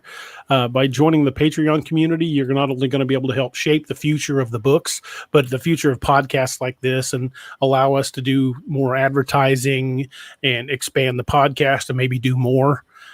It's all a matter of what we can, because we're all doing this just as a labor of love. We're not really getting paid to do it. So if you swing by the Patreon and join and become a member, you will be helping to shape the future of all of this. I did post that link in there as well. Awesome. Go ahead and answer that, and then I was going to say something as well. Oh, okay. So what do y'all know about skinwalkers? That needs to be another entire show. But skinwalkers actually exist in one name or another throughout a lot of Native American belief systems. The phrase skinwalker comes from the Navajo, but other tribes have different names for it. And it's essentially a shaman or medicine man that went dark as you can get, and did something horrific, like killed a family member or something like that, and to gain this dark power that allows them to change shapes. And they typically will curse people and kill animals, and a pretty nasty thing. In fact, a lot of the tribes, especially the Navajo, or the Dene as they're called, won't even say the word skinwalker because they believe it gives it power and will attract it to you. Awesome. Thank you so much. You are awesome. Very cool. Skinwalker Ranch. Skinwalker That is a Ranch. terrifying story. Yeah. That is a creepy story. There's so much going on there that just it feels like a real version of the X-Files episode or something. It's like, whoa. Cryptid meets paranormal meets government cover. Just weird. Yeah. Did you see in the newspaper saying werewolves in Greene County. I did not. Sean, if you can find a link to that, just text it to me on my Facebook. Josh. Oh, yeah. So what I was going to say was, and this is just for the people that are watching right now, not an official announcement, but within the next 2 weeks, we should be making an official announcement and have a demo of the Chronicles of the Nightmare Hunter Watchtower. That's going to be freaking awesome. I've seen some of the basics of it, and it looks freaking sweet. We should have a Kickstarter up, I would imagine, in the next couple of weeks, barring any setbacks. I did hear from Adam. He may have picked up a bug at the hospital. I hope not. The I big hope C. not either. Let's not say it. We'll get flagged. No, he's not feeling so hot. So hopefully he gets to feeling better. He masks up. He's vaccinated, all kinds of other stuff. So he thinks it might be something else, but he's not feeling that great. Maybe he just caught the flu. I hope he gets to feeling better. Bobfoot says, would you guys ever want to go to Skinwalker Ranch? Hell yeah, I would go to Skinwalker Ranch. The trick is we could get close, much like Area 51. We could get up to the gate, but it doesn't mean they're going to let us in. It's owned by a billionaire out of Salt Lake City, Utah. I'm actually connected with the guy on LinkedIn, which is weird. I just send him a message, see if he can let me come out there and film. That would be freaking awesome. So I actually do have a contact with Skinwalker Ranch, so maybe we should try that. Josh, Steve, would you guys be down for a trip to Utah if I can pull it off? I don't know. That's one of those ones that, yeah, I don't know, man. I want to say yes, but at the same time, I want to say hell no. Maybe. We'll leave it a solid maybe. We'll take Sentinel and he'll be armed. That way you have somebody big and bad to call you a pussy. To make fun of us when we scream like little girls and run. Exactly. Robert, he's got to go. He said he'll go. He's down. All right, we got a security team already. Yeah, he is the security team. He'll show up with a truckload of equipment. Todd Hunter wants to know more about Watchtower. Okay, so I can give you a little bit more information because Robert Miller also says what release is that. So it is going to be the first game release. There's tarantulas in the desert. I'm going to get you. It's going to be the first game release of the Chronicles of the Nightmare Hunter, which is going to be basically the books as games, but the first release is going to be a prequel to the books. It's going to kind of stand alone. I will play a short little demo video that Adam sent us internally that I'll show off here as long as DA is okay with it. Yeah, go right at go for it. All right, I will show this real quick. Adam, I don't know if you want me to show this or not, but we're doing it anyway because this is what we do. We have fun. All right. It's quick. I'm going to turn the banner off real quick because I don't know if it'll block anything. Actually, DA, if you could, I'm not in the right banner. I'm not sure which one that one's in. If you could pop that off for just a quick second. What did I? The scrolling banner. Oh, okay. Give me just a second. No worries, because I don't know how much it'll block. There we go. All right, here we go.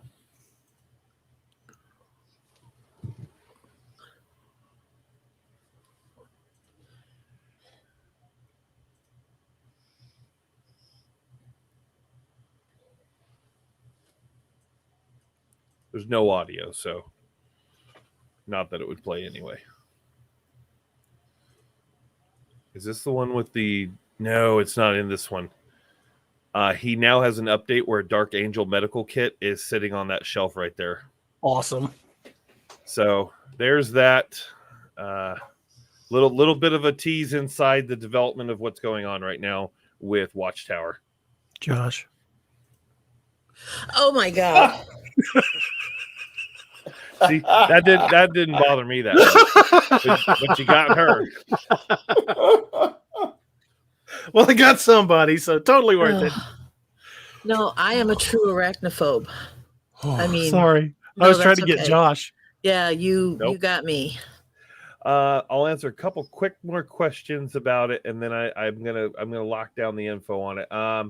Robert says, "Are folks able to play characters from the books?" Yes. The original first game was supposed to be Apex Predator. You will play as Grey Eagle, but we decided to And go other characters back, will be unlockable. and you'll be able to play more online games like Blizzard.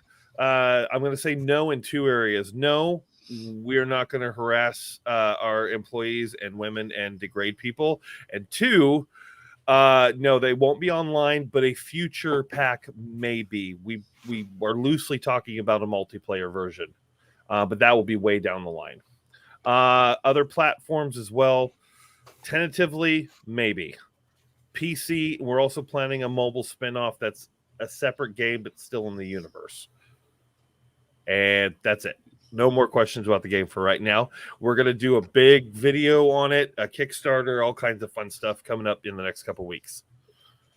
We're behind some comments, so I'll try to catch up. Yeah, I just want to grab those since we were talking about Smash says, no way I'm going to that place. Because I'm out in the woods a lot, but I'm not looking for cryptids, and I don't want to see any. That sounds like my wife. They She's might see you. Yeah, she's not a disbeliever. She's not a believer. She's like an agnostic in a foxhole. She believes something's out there, but she does not want to find out for sure. I'm really shocked she went with us to Joe Bald last night, but she didn't get out of the van, so don't blame her. You probably figured you needed adult supervision. Yeah, well, somebody had to be responsible. We very much did need adult supervision. Yes, we did. I mean, that's why my wife you was had to supposed to consume be. a lot of whiskey to go out there at night. No, we were all stone cold sober. Just It dumb. just pays homage to your IQs. Well, anything for the people that enjoy the books. Yeah. Not dying. Not that far.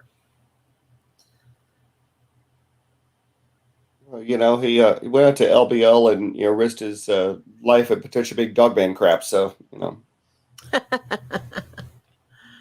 Oh, that's such a did we cute lose expression. DA again? Yeah, we did. Someone screen capped that. There Puppet he says is. kind of locked up again. Yeah. I swear to God, the modem and router to the other computers are in this room. I'm thinking about reaching down and unplugging a couple others. I will hear somebody screaming bloody murder from the other room, but I'll lock the door. Bob, it's actually going to be a little bit different from that. That was actually not really the inspiration, but we were talking about playing that game and then led us to developing our own.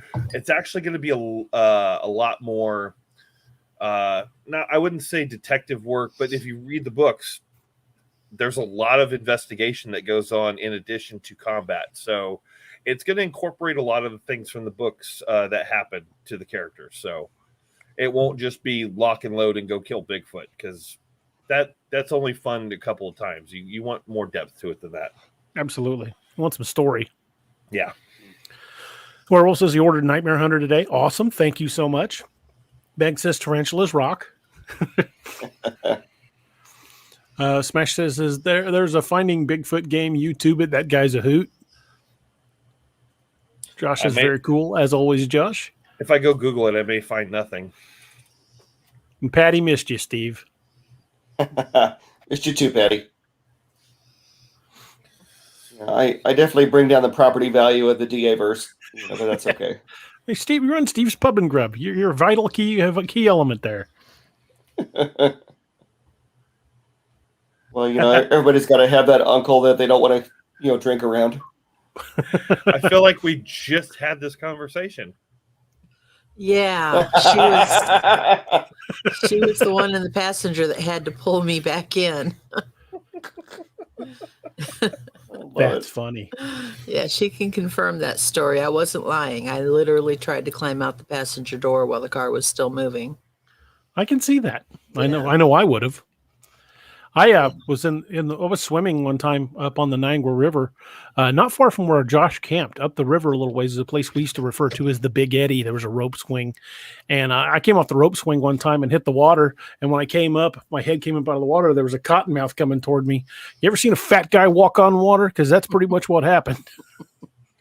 I have a really great spider story. When we lived out on the farm, we had a butcher shower in the basement, which was just a spigot that comes out of the wall, and we had a pallet that we stood on, and I was taking a shower one afternoon, and I was shampooing my hair, and I put my hand up on the wall to lean in and rinse the shampoo out.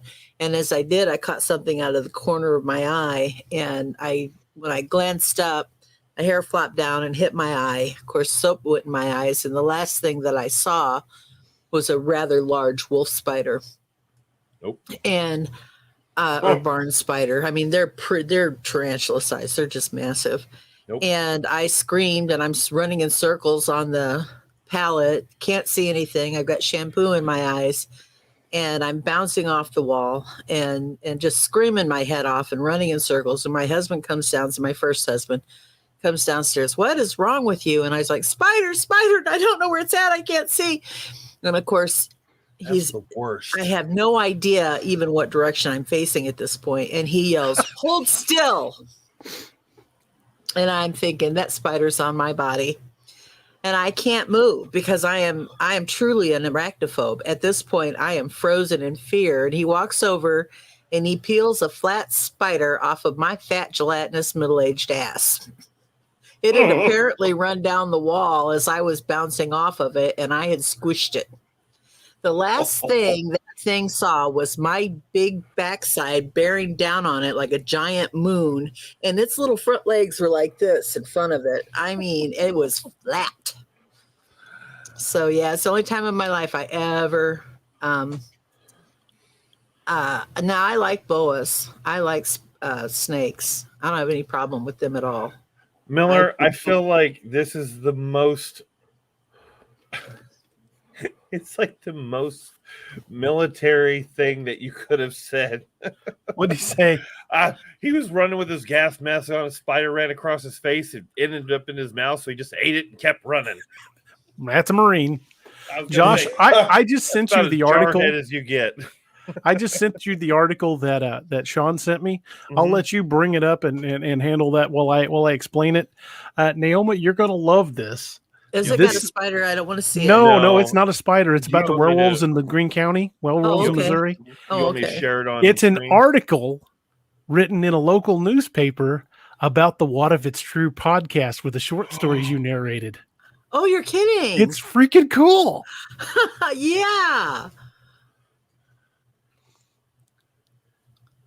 You might have to bring that up full screen.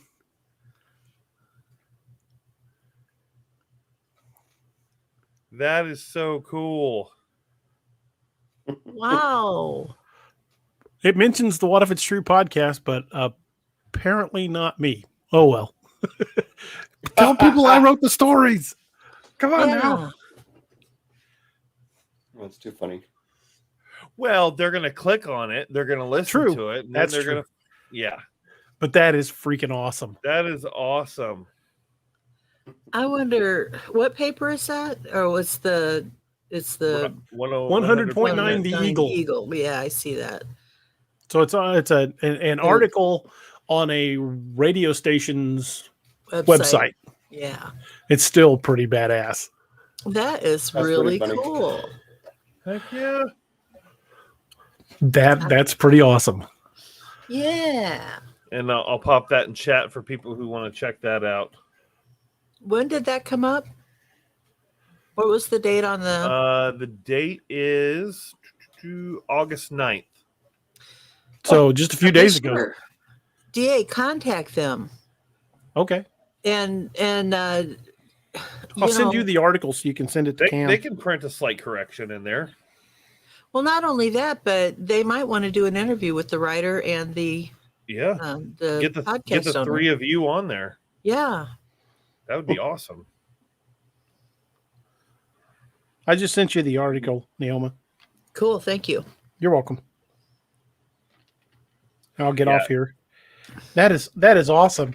That that Sean found that article and it's us. That's hilarious. Yeah, That is funny. that is. I wonder if that means they were talking about it live on the air too. They might have. Yeah, Oh, if they could get the wow. 3 of you in the studio or at least on the phone, Oh, or that something, Yes. that'd be so freaking cool. Yeah, get a hold of 'em. Absolutely. Yeah, I've got to look at that article and see if I can find how to contact that radio station. Yeah, I'm sure that you can find it on the website. yeah. It shouldn't be Yeah, too much. Oh. Thank you. very much so. Thanks, I agree. man. Those were Appreciate it. fantastic stories. I loved them. Oh Lord, Mr. Baseball.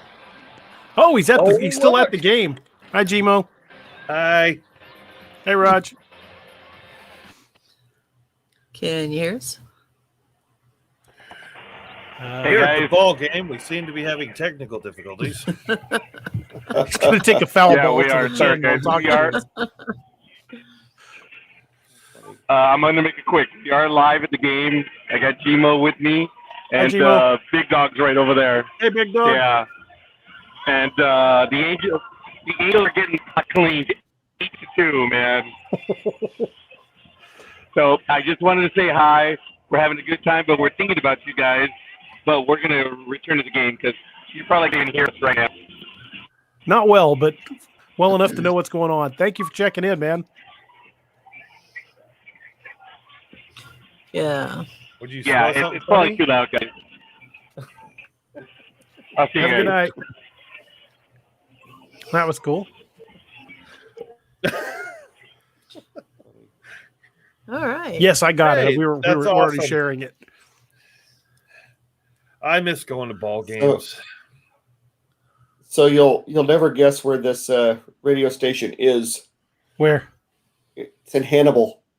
Hannibal, Missouri? Yep. That's up near St. Louis.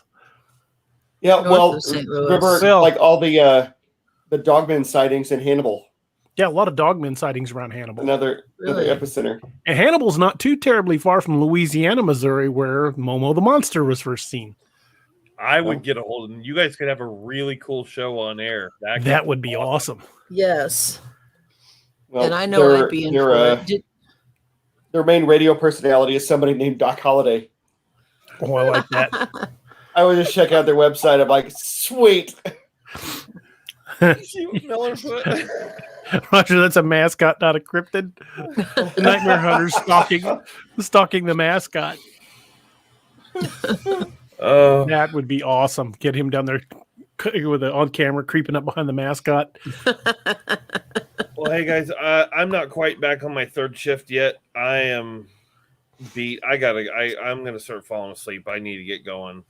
I'm gonna go crawl into bed. So All right, man. Thank you for all your help tonight, and thank you for coming on. I know you'd were burning the candle at like 12 ends. you have no idea. But it's fun hanging out with you guys. Hopefully we can do it again soon. But Definitely. I gotta go. Everybody in chat, have a good night. Nailma, Steve, DA. Good night, guys. Good night, Be safe, Josh. brother. Josh. I love that guy. I do too. Yeah, it was a good time down at Joe Bald.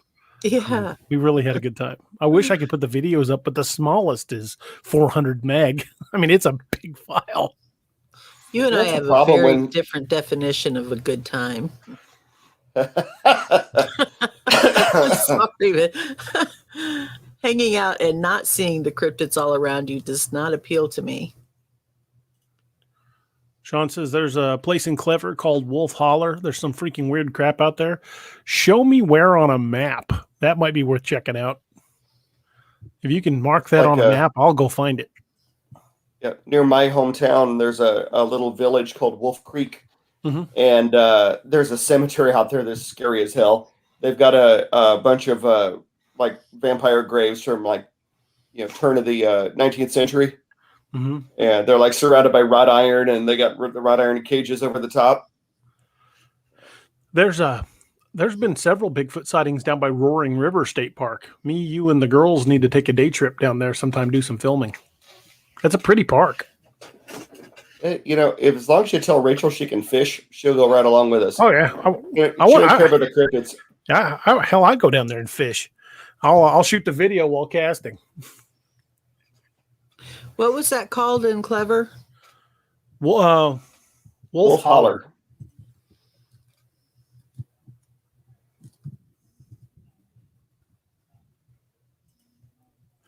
Smash says, all right, guys, I'm going to bed to listen to my book, The Lakeview Man. This is going to be awesome. Later, guys. Smash, thank you. I can't wait to hear what you think about it. We'll be on again Monday night with the Nightmare Hunter. Or, you can email me direct at daroberts@daroberts.net. And if you like it, leave a review on Amazon, because the reviews really do help with the demographics. The more reviews you have, the more Amazon actually pushes the book and helps sales. So I really hope you enjoy the book, and I'd love to hear what you think about it.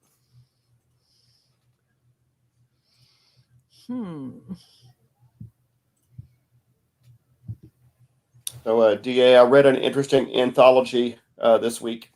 It's been out for a couple of years, but it's called The Gods of H.P. Lovecraft. And they got a bunch of different horror writers together, Joe McKinney and Jonathan Mayberry and Shannon McGuire.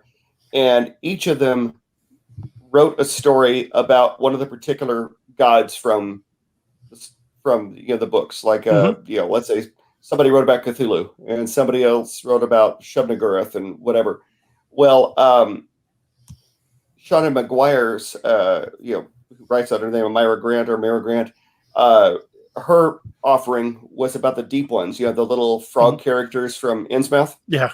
And so she wrote a continuation of that story, taking place in like the late 90s. And I know you and I were talking about how it'd be fun to incorporate the Shadow over Innsmouth characters. And as soon as I read that, I was thinking of you. I'm like, oh, that's some creepy crap. I got to show this DA. You know what I discovered recently is now considered public domain, and anyone can write a story in that universe? Sherlock Holmes.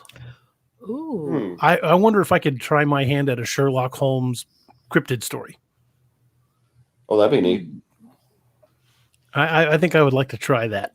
I thought that's what the Hound of the Baskervilles was. Yeah, basically.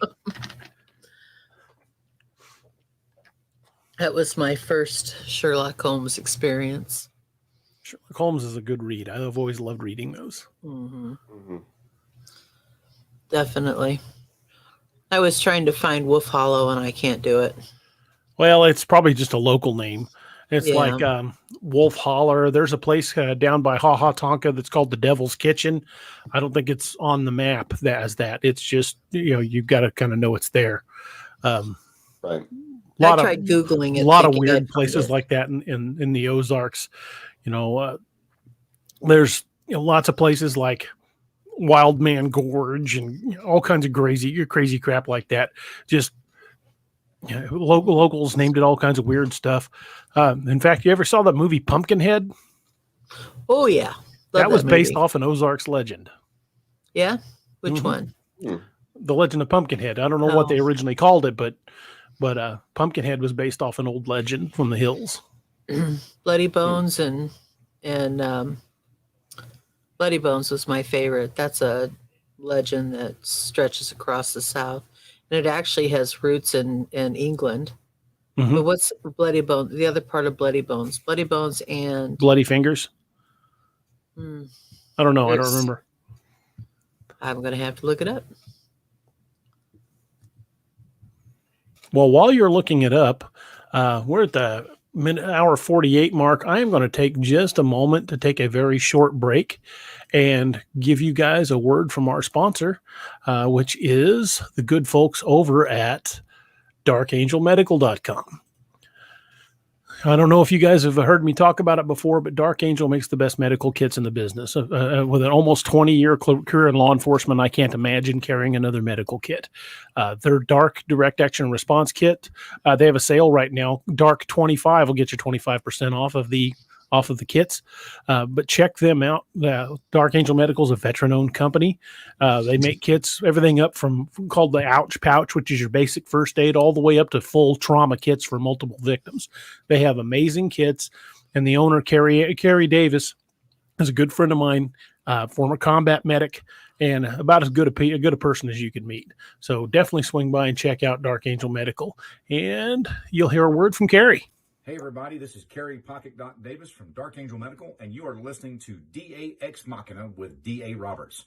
You may recognize me or some of my products from Dark Angel Medical in some of the Apex Predator, Lakeview Man, and Wild Hunt books, and you can get those products at www.darkangelmedical.com, along with training classes on how to use those products and save a life. Shoot us an email at info@darkangelmedical.com and be the difference.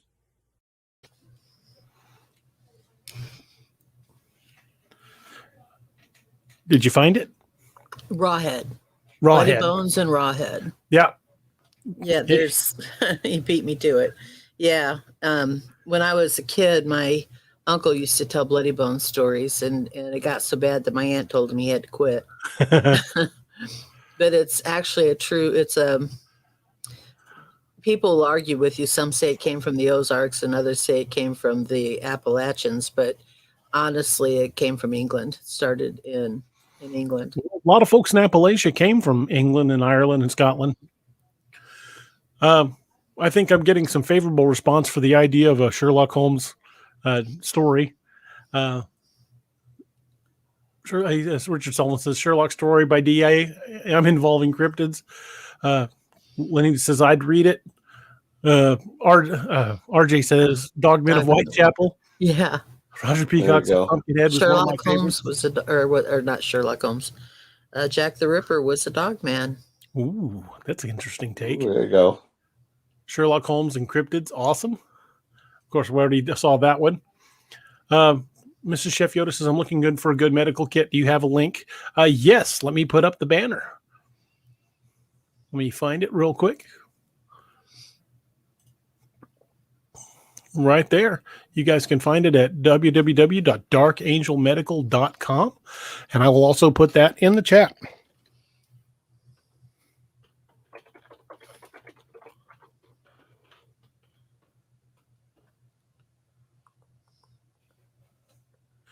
And if you swing by Dark Angel Medical, tell Carrie we sent you. I'm sure he'll be happy to hear it. Yeah, he's always a fun one. Yeah, Carrie's awesome. Great guy. Yep. Great guy. And how's it going? Sorry, I was playing catch up there. Still playing catch up on the comments. Yeah, they're getting away from me too. Yeah, we'll follow in Missouri. Yeah, Clever's just southwest of Springfield, right? Clever every year has a big festival in the town called the Crane.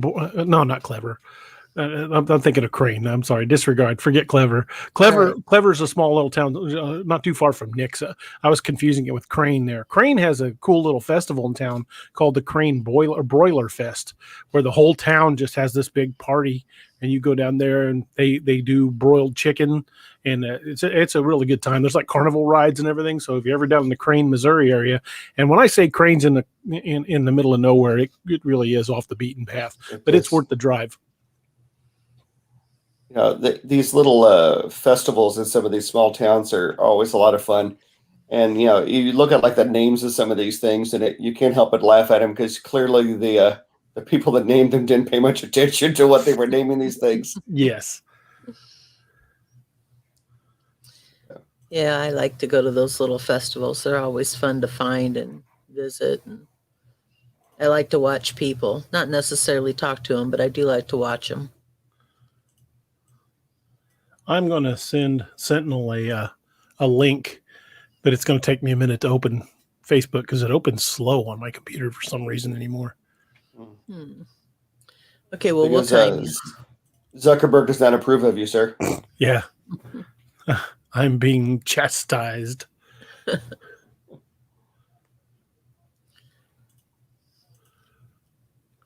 Rawhead. Apparently, Bloody Bones was a pig. Nice. I did not know that. Yeah. It's really an interesting.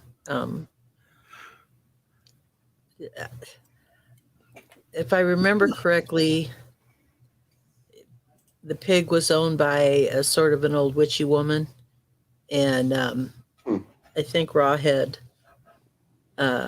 killed the pig out of meanness, and so the witchy woman bewitched the pig to come back and kill Rawhead, one bone at a time, or something like One that. bone. I don't know. Ooh, that's a slow way to kill somebody. Yeah, it's That pretty. is rather disturbing. Yeah, it's a Although it wouldn't pretty take long to hit a disturbing major artery. story. Yeah, Oh, but it's somebody, Roger Peacock's comment here. I saw the ad for The that video? it pulls up on my Facebook feed. Yeah. I shared like it something you might when be Carrie interested in. posted it. It mounts to the back of the headrest, and you just yank it off there. cool. Good evening, sir. Hello. What's up, man? How y'all doing tonight, ma'am? How you doing? Great. Awesome. You know, were you on to see that little clip from the video game there, Robert? I was. I swear the little avatar reminded me of you. I looked at it, it's like he's wearing the ball cap, and I could see the 5 o'clock shadow. I'm like, crap, that's Sentinel. And he's walking around doing stuff. You never know where I'm going to end up. That's right. He's a man of many the talents. omnipresent Sentinel watching over us. I love it. Sorry, I was Well, reading up on Rawhead and Bloody Bones, and I it got the says biggest kick out of. Go ahead. it just said that Bloody Bones is a headless skeleton in the little story I was reading. So apparently there are various versions of it. Disturbing. Yeah. But no, I got a kick out of reading Uncanny Valley there, Sentinel. The interactions between your character and Roger's character were pretty much true to life. I was picturing the two of you in a room interacting like that. Yeah. Anything.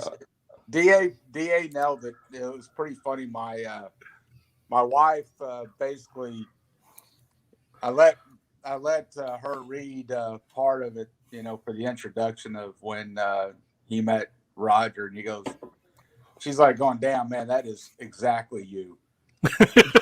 Yeah. Well, I'm glad I did a good job.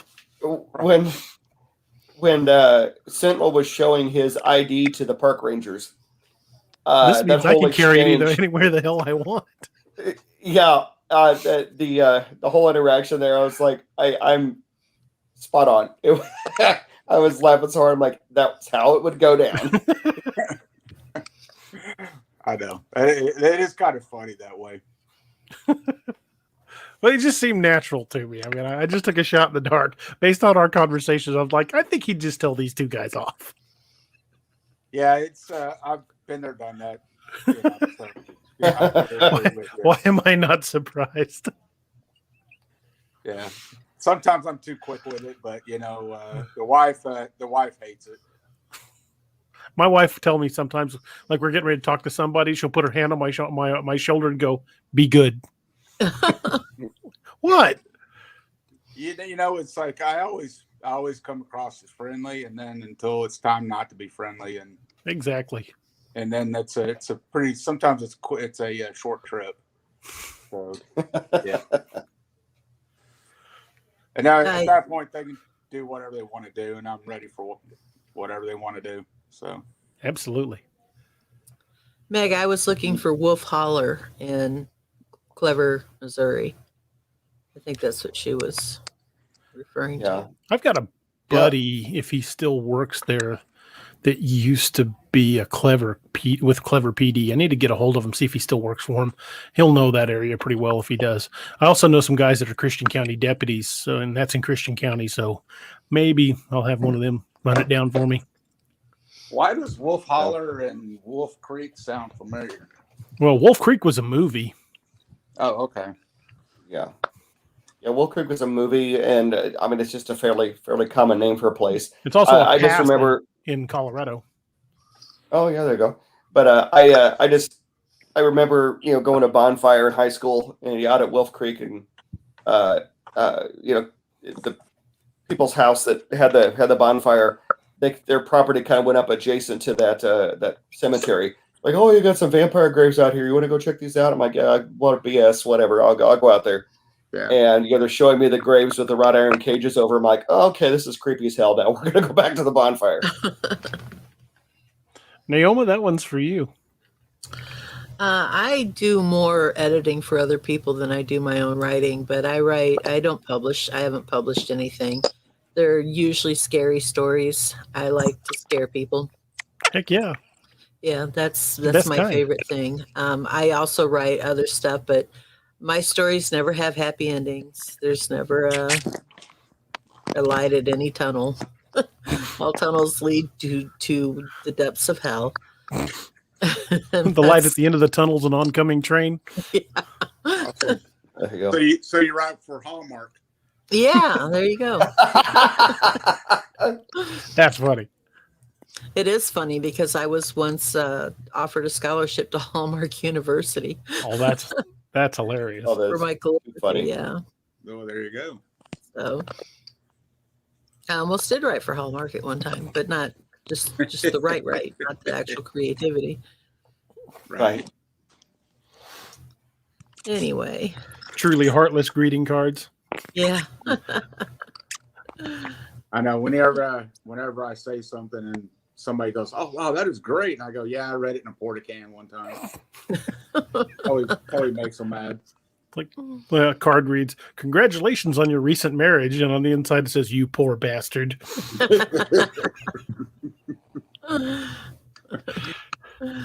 So sorry to hear your son died. Not really.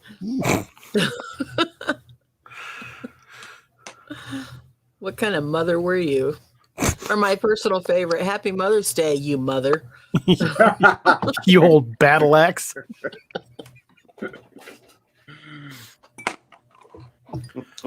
Yeah. The always popular one. Hey, mother, how about another? Yeah. Avery You got a says, fan there, Naoma? "You do good work on the DC channel. Thank you." Thank you. Well, I don't think Cam's going to make it. Yeah. We're 2 hours in. I don't think he's going to make it. I'm pretty sure he's sleeping by now. Probably. Yeah. Well, he probably tuned in for the first hour. He's like, oh, hell no. No, I'm not touching this with a 10-foot pole. I got too much of a reputation to protect here. Well, we Yeah, definitely it's need to let probably him that know about text. that article. It's probably that text message you sent me that said, "Shut up, quit telling them you're with Stop now." Quit telling them you know me. I don't know this woman. Like abort mission. Yeah. Oh well. Ronald wants to know: do Bigfoot live in packs? There are a lot of researchers that have evidence that they do live in family groups, very much like great apes. Primates, yeah, primates tend to do that. That's very typical among primates. So they do move in family groups. Sometimes in larger groups when they need to work together for a common goal, and you'll see that in chimps. You'll also see that in gorillas, where there more than one troop will work together to achieve something and then go their separate ways. But I would say it would be interesting circumstances to make a group of Bigfoot work together. But they do move in groups, from what I've been told, and what I've read. That's a good question. Thank you. I think it would be fun to get Les Stroud, the survivalist, down and checking out some of that stuff down there. I'd like to take him to some of those places. He is such just an amazing dude, and he is so. I guess, for lack of a better word, we were throwing about earlier, just so agnostic about it. Like, he wants to see the proof. And when he was recording that one video and the juvenile Bigfoot walked behind him, it was awesome. I love that video. He bar soap. Speaking of Yeti bar soap, I took Cam's suggestion and I ordered 4 bars of the Yeti bar soap. And I got one was the Dude, and the other one is I can't remember the name of it. It's like the Cooler or something cool. I could look it up, but it's I've been using the Cooler one. I've got to look up the name, but I've really enjoyed it. I mean, it's good soap. It smells good, and it tends to last like the whole day. I mean, you take a shower with that stuff that evening, you still smell pretty much the same as when you got out of the shower, which I do like. Yeah, my favorites are oat honey and Wait a minute, you violet. said there's soap? Soap, yes. Mm-hmm. YetiBarSoap.net. Yep. Sorry if I threw I thought that they were in. snack Oh, no. bars. They're soap? Oh, you've been eating them? How they taste? Better than crayons, probably. But They're good. I thought they were Oh, snack good. bars. I got the Dude and the Yeti Glacier. I eat them when I run out of crayons.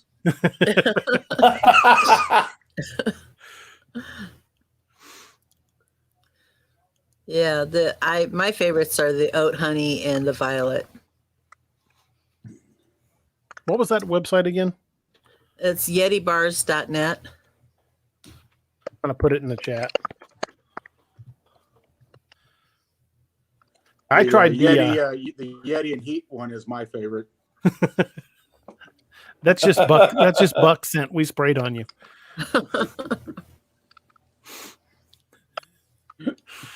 No wonder you were getting followed in the woods. It was just an excited buck. No, I got the there you go. Him smell good. You like go to Bigfoot prom? That's right. Lord. I have had about all this day that I want. So have a good night, ladies and gentlemen, boys and I know girls, Steve's cats, like, and where are we dogs and going cats. Yeah. Denise, have a great night. Thank you for joining us. Richard, I dropped the link.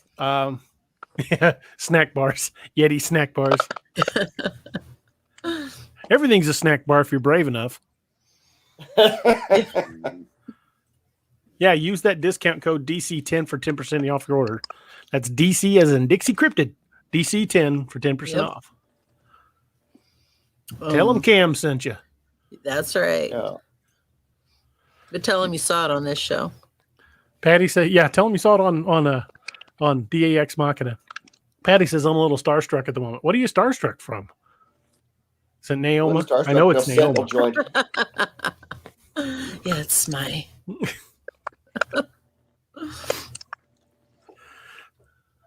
Anyway, yeah, I think they're really good bars of soap. I'm interested in trying that new.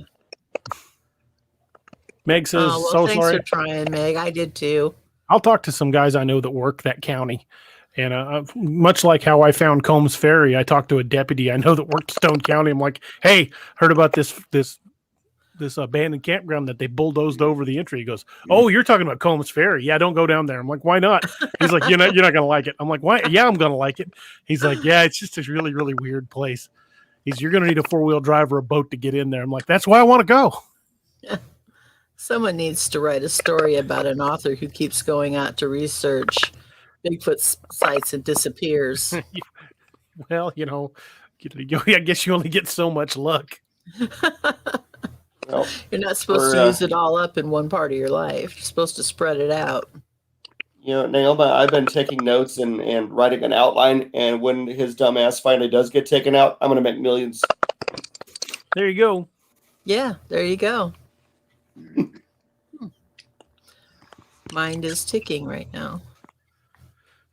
Okay, got it. I'm just hoping to one day get that Netflix deal. Like, hey, we want to make your books into a series. Like, hell yeah. Yeah. Then I will still do stupid stuff like go to places like that, but it'll be epic. I'll be grabbing people. I'm like, hey, Robert, yeah, you ever been to Port Chatham, Alaska? Want to go? That would be the more interesting series, is not to go looking for the actual cryptids, just go to the places where they happened. Yeah. Oh, that's why I went to LBL.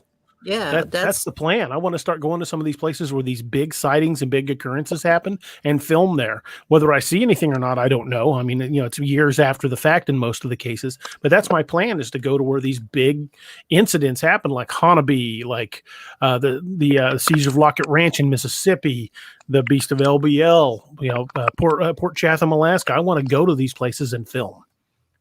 Yeah. Lenita says, I saw little people living with Sasquatch. Do you have any info on this subject that you can share? Yeah, Google something called a Pukwudgie. It's Puckwudgie. And I don't know which Native American tribe it comes from, but they're basically like miniature Bigfoot. They're little, they're mean, and they've been known to lure people off to their doom. Like if you're out in the woods and you hear your own voice, your own name being called, could very well be one of them. Could be a Wendigo. Because there are a few things that do call you by name, but the Pukwudgies are notorious for luring people out into the woods and they're never seen again. Pukwudgie sounds cute as hell. But they're not. They are not. No. They are malicious little turds. Yeah. Don't Could also be be one taken of those in by the predators. name. Yeah. Hey, Stephen. Thank you for coming in. Stephen's Stephen. an author I know, zombie author. He's from just outside Glasgow, Scotland. I was just thinking about you today, Stephen. Stephen's awesome. Pretty cool dude. I would love that. That would be fantastic if they did. And so if anybody from Netflix is listening or anybody knows anybody from Netflix, send them my direction. I'd be more than happy to talk. Well, I think that series has already been done, though. It's called An Idiot Abroad. Meg Mills says, Nailman Wolf Hollow is a haunted house where the KKK killed African Americans by hanging after torture. Was that here in Missouri? 'Cause I've never heard that story. That's crazy. Yeah. Oh man. Betty says, I do not need to see Roger play out his role. Well, he's at a baseball game Patty. stalking mascots. Patty, what you don't know is I have a really graphic imagination, and I saw that in my head as I was editing the book.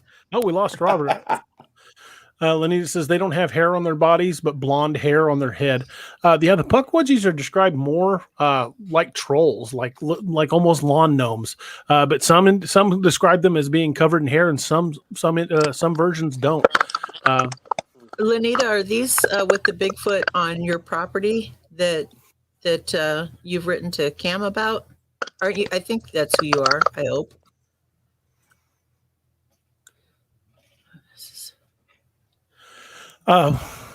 Richard Sullivan says, has Bigfoot been suspected of attacking a lumber camp defending their turf? Actually, there used to be tons of stories from loggers coming out. Then the logging companies cracked down, and now you hear nothing because the logging companies have a vested interest of not letting people know those things are out there. Because it would shut down logging operations because we're going into their territory. But there used to be tons of information out there. And you can still find a lot of the old stories, but there are no new ones. Unless you know logging crews, you won't hear any new stories. The term Bigfoot comes from the... one of the logging crews from Jerry Cruz. Yeah, that actually originated at a logging camp. Mm-hmm. The term itself. Seth Bevan says, Ojibwe tribe. Is that from where Pukwudgie comes from? Is that what you're talking about? Avery says, I had my first Bigfoot sighting in Jasper, Alabama 5 months ago. Everyone says they want to see one, but be careful what you wish for. I totally agree. You never know, and it might not be friendly. I firmly believe that the stories where there's a lot of people out there that think Bigfoot is the Harry and the Henderson cuddly teddy bear of the woods, but if it's out there, it's a wild animal. And just like that guy they used to call the grizzly man who went up to Alaska to live among the grizzlies, 99% of the time, if a grizzly's well fed, your encounter is going to be peaceful. It's going to look at you and go the other way. But you run into one that's hungry enough and you're an hors d'oeuvre. That's right. They are wild animals, and wild animals are unpredictable. Yeah. By the way, I listened to the shit. Okay. So Lenita, are you seeing Pukwudgies on your property too? And I guess we'll wait until... Yeah. Okay. It's a lag. Is that me? I think that's Steve. I think we're getting interference off Steve's mic. That's weird. I'm not typing anything. No, Well, when you talk, it's like... It's kind of cool. It's like you're an alien. Yeah, you're kind of distorted and We and have staticky. come to visit your planet and take back hostages. You look good, food. Patty says, I had a hard time getting through that myself. Some things should not be discussed. Yeah. Lenita says, they're on the property at the log house where I lived. Wow. Stephen, we've been on 2 hours and 15 minutes. We're discussing cryptids and everything in between, so to speak. Seven Seth says yes. There's no Ojibwe word for the Pukwudgies. And Lenita says I take them raw meat and rye whiskey, not animal people.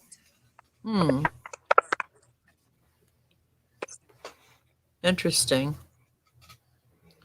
Try putting the whiskey in a wooden cask for 2 months. Yeah, they're not going to like that.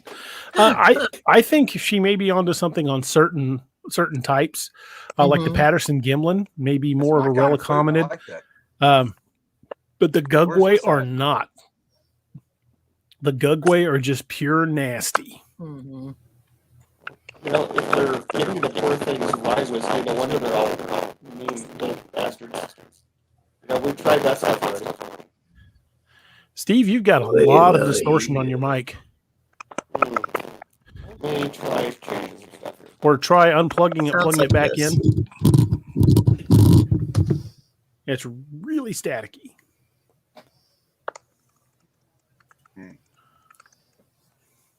So now I'm just on the headphones.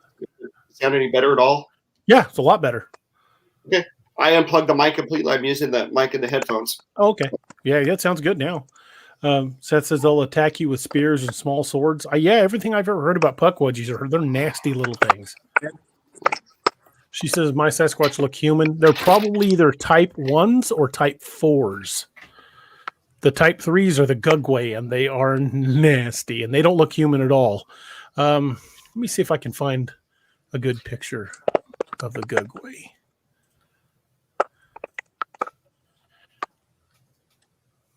Not in that one, so to speak. Give me just a second.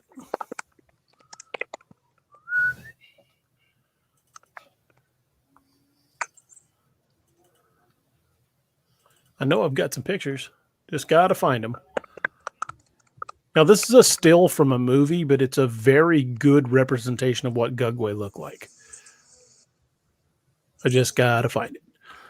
I've got a bajillion pictures on my drive. Hey, DA, is mine sounding better than the other night? Yeah, definitely better than the other night. You sound a little hollow, but there's no distortion.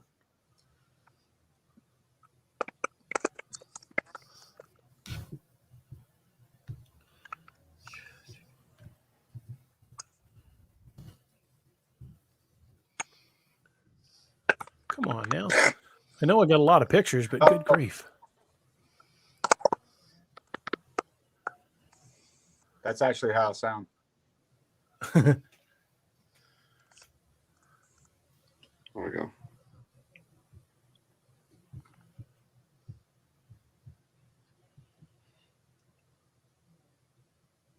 Good Lord. I know I've got...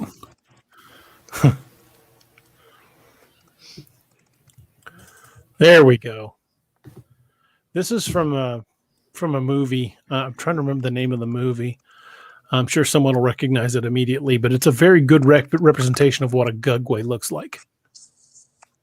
Well,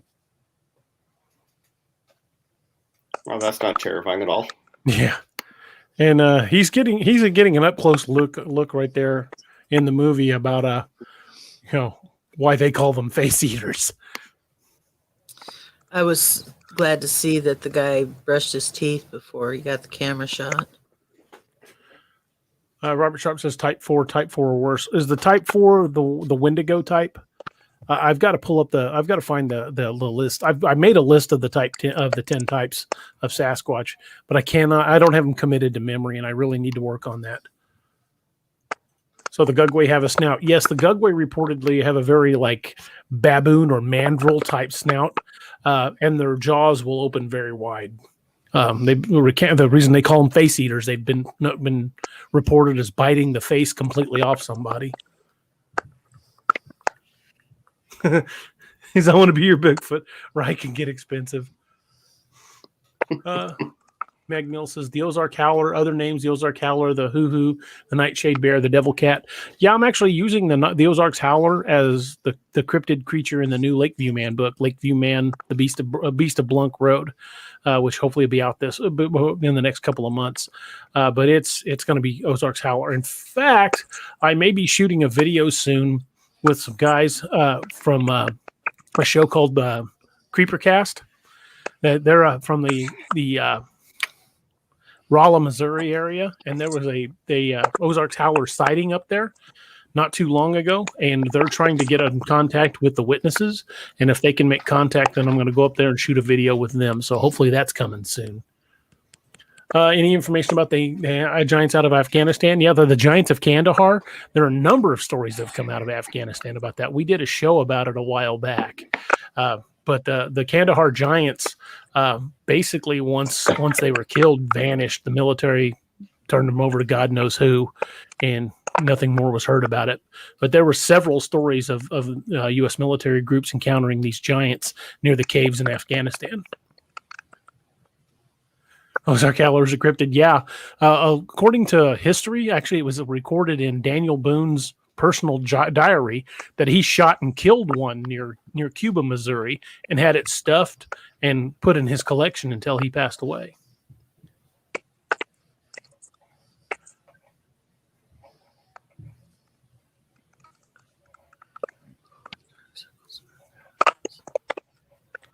The Pukwudgie she's referring to, right? I thought so. Could they be moon people? I'm not sure what moon people are off the top of my head. That's something I'd have to dig into. So I think L.A. Marzulli has a video of the Kandahar Giants. I would like to check that video out. I have not seen it, so I will definitely be looking that up. Thank you for sharing that. I will be looking for that. YouTube Paranormal Roundtable is a great station. Josh is the host name. Yeah, I know Josh. Talked to him a couple times about maybe being on his show. I haven't done it yet, but I like Josh. Josh is a good dude. Yeah, I apologize. The mic went so bad. I don't know what was going on with that. It's a little disturbing. We are still picking up a little bit of distortion, but I'm not sure where it's from. Yeah, it's not much. It's in the background. I'm hearing that clicking sound, but even when I mute my mic, it's still there. So I don't know where it's coming from. I muted my mic. Did that help for a minute? It might just be feedback. God knows the number of times I've frozen tonight, so it could be the internet connection. Mr. Chef Yoda says, I'll try to find the video for you. Thank you. Yeah, send that to me in the chat, or you can send it to me through a private message. I would definitely like to watch that video. Rich Solomon says, what happened to Boone's stuffed creature? Nobody knows. God knows it might be in a museum somewhere or been donated and put in a vault and completely forgotten for God knows how long. But it's actually mentioned in his diary that he had shot at the creature once before, which he described, and it's the description of the Ozark's Howler, and he tracked it to near Cuba, Missouri, where he allegedly killed it. But it's actually in his diary, which is really neat.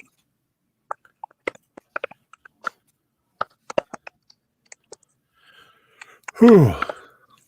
It's like we have a fourth person online and they're speaking in. Yeah, it's like we're catching interference from something. Yeah, or a fifth person. Can't count.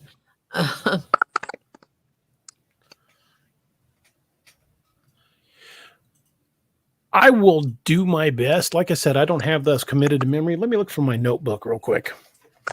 I think it's in this. Did it start when I came on? No, it's just been really recent. Or maybe, I don't know. Yeah, I don't think it started when you came on. It's just, we've been plagued with glitches tonight. Primarily, it's been me freezing up. Yeah. It sounds just like the aliens in Signs. He does, kind of. I think it may be something to do with my internet connection. As my wife said, even the boys were locking up.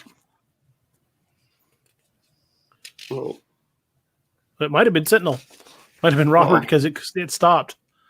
That's weird. Is No my problem. mic still distorted? No, you're fine now. Okay. I reinitialized my Yeti, and I don't know what the hell's going on. So sorry, guys.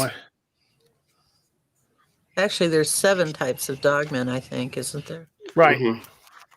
Okay, I did find my notes. It just almost sounds like a chicken clucking. Yeah. Maybe Cam joined us after all. Yeah, maybe he did. He's just hiding. It's from corn porn. Yeah, corn porn. Lord. This is from a couple of different researchers, but more specifically, the one I got the source information from was Matt Squatch Presents, and he does a really good job of compiling this information. And based on sightings and physical descriptions in different parts of the country, he has postulated there's been as many as 10 different types of Sasquatch creatures, and some of them are kind of iffy on whether or not you would really call it a Sasquatch creature, like the type 6, which we'll get to. They may not actually be a Sasquatch creature, but something else entirely. But we'll get to that. I need to actually type this up as a list and be able to put it on the screen, but I've got my handwritten notes. The type 1 is considered the Patterson-Gimlin type from the Pacific Northwest. We all know what that looks like. The type 2 is called the wood booger, and it tends to be primarily in like the South. That would be the ones they encountered in Codename Wild Hunt Odin's Call down in Oklahoma. That's an area where they tend to call them wood boogers. The type 3 is the gugway. The gugway is the picture I showed before. Gugway tend to get big, like 10, 12 feet tall, very, very aggressive, and they will prey on people. Type 4 is about the same size as the Patterson-Gimlin type, the Patty. They consider it a relic hominid, and it has less facial hair than a regular Bigfoot and looks more like a person in the face. Are known to be aggressive when pushed. The type 5 is they call it the Wendigo, but it's not the Wendigo from Native American lore. It's more of a Wendigo type Bigfoot. It's like a hyper aggressive Bigfoot up in the northern climes. It seems like the farther north you get where the colder weather exists, even bears get more aggressive, especially the polar bears. So if you looked at like the Patterson-Gimlin as like a grizzly bear, it'd be more like a black bear. It's more omnivorous. It eats pretty much everything. And where a grizzly bear eats more meat, that might be a type of like the gugway. Then you've got the one that's called the Wendigo type, which would be much more like a polar bear. They're bigger and all they eat is meat. Then you've got the type 6, which are the mountain giants. And I'm not sure if these are actually types of Bigfoot, but something quite different. Might be like the Kandahar giants. These have been reported up in Canada and up in Alaska and sometimes even in the mountains of Montana. And these are the ones that are like 15, 18 feet tall. And they're much bigger. They're thinner, built like a basketball player, tall and skinny. Then the type 7 is the skunk ape, which are found throughout the Everglades of Florida and some of the swamp regions of the South, like down almost all the way into Louisiana. Type 8s are much smaller. They call them devil monkeys. And they're like a baboon on steroids. They're bigger than a baboon, but way smaller than your typical Bigfoot, and they've been known to attack people in groups. A lot of these were seen, and they, like I said, very baboon-like, but they've been reported in California. They've been reported on the East Coast. They seem to be very aggressive, very intelligent, very malicious, and they travel in groups. Type 9 would be like the Ohio grassman, which to me is basically your Patterson-Gimlin type Sasquatch, only it seems to be more content to make shelters out of like woven grass thatch. A lot of the descriptions of the Ohio grassman is very similar to the Pacific Northwest, but it might be the same one. It might be slightly different. And then the number 10 would be the type 10s, the little people, 1 to 3 foot tall, known to be very aggressive, puckwudgies, things like that. But those, according to Matt Squatch, are the 10 type. And I tend to agree with him because even though there's a couple of them that I really don't think are actual Bigfoot creatures, like the type 10, the little people, the puckwudgies, and the mountain giants, I don't really think those are specifically Bigfoot creatures. And I think the Ohio Grassman and the Patterson Gimlin one may be the same, or it may be the same as the Relic Hominid, but it's very, very similar. I don't have notes done on the 7 types of dogmen. I will, we should probably just do entire programs on both of those subjects. I think that's going to be my homework for the next couple of weeks, is to gather pictures and make an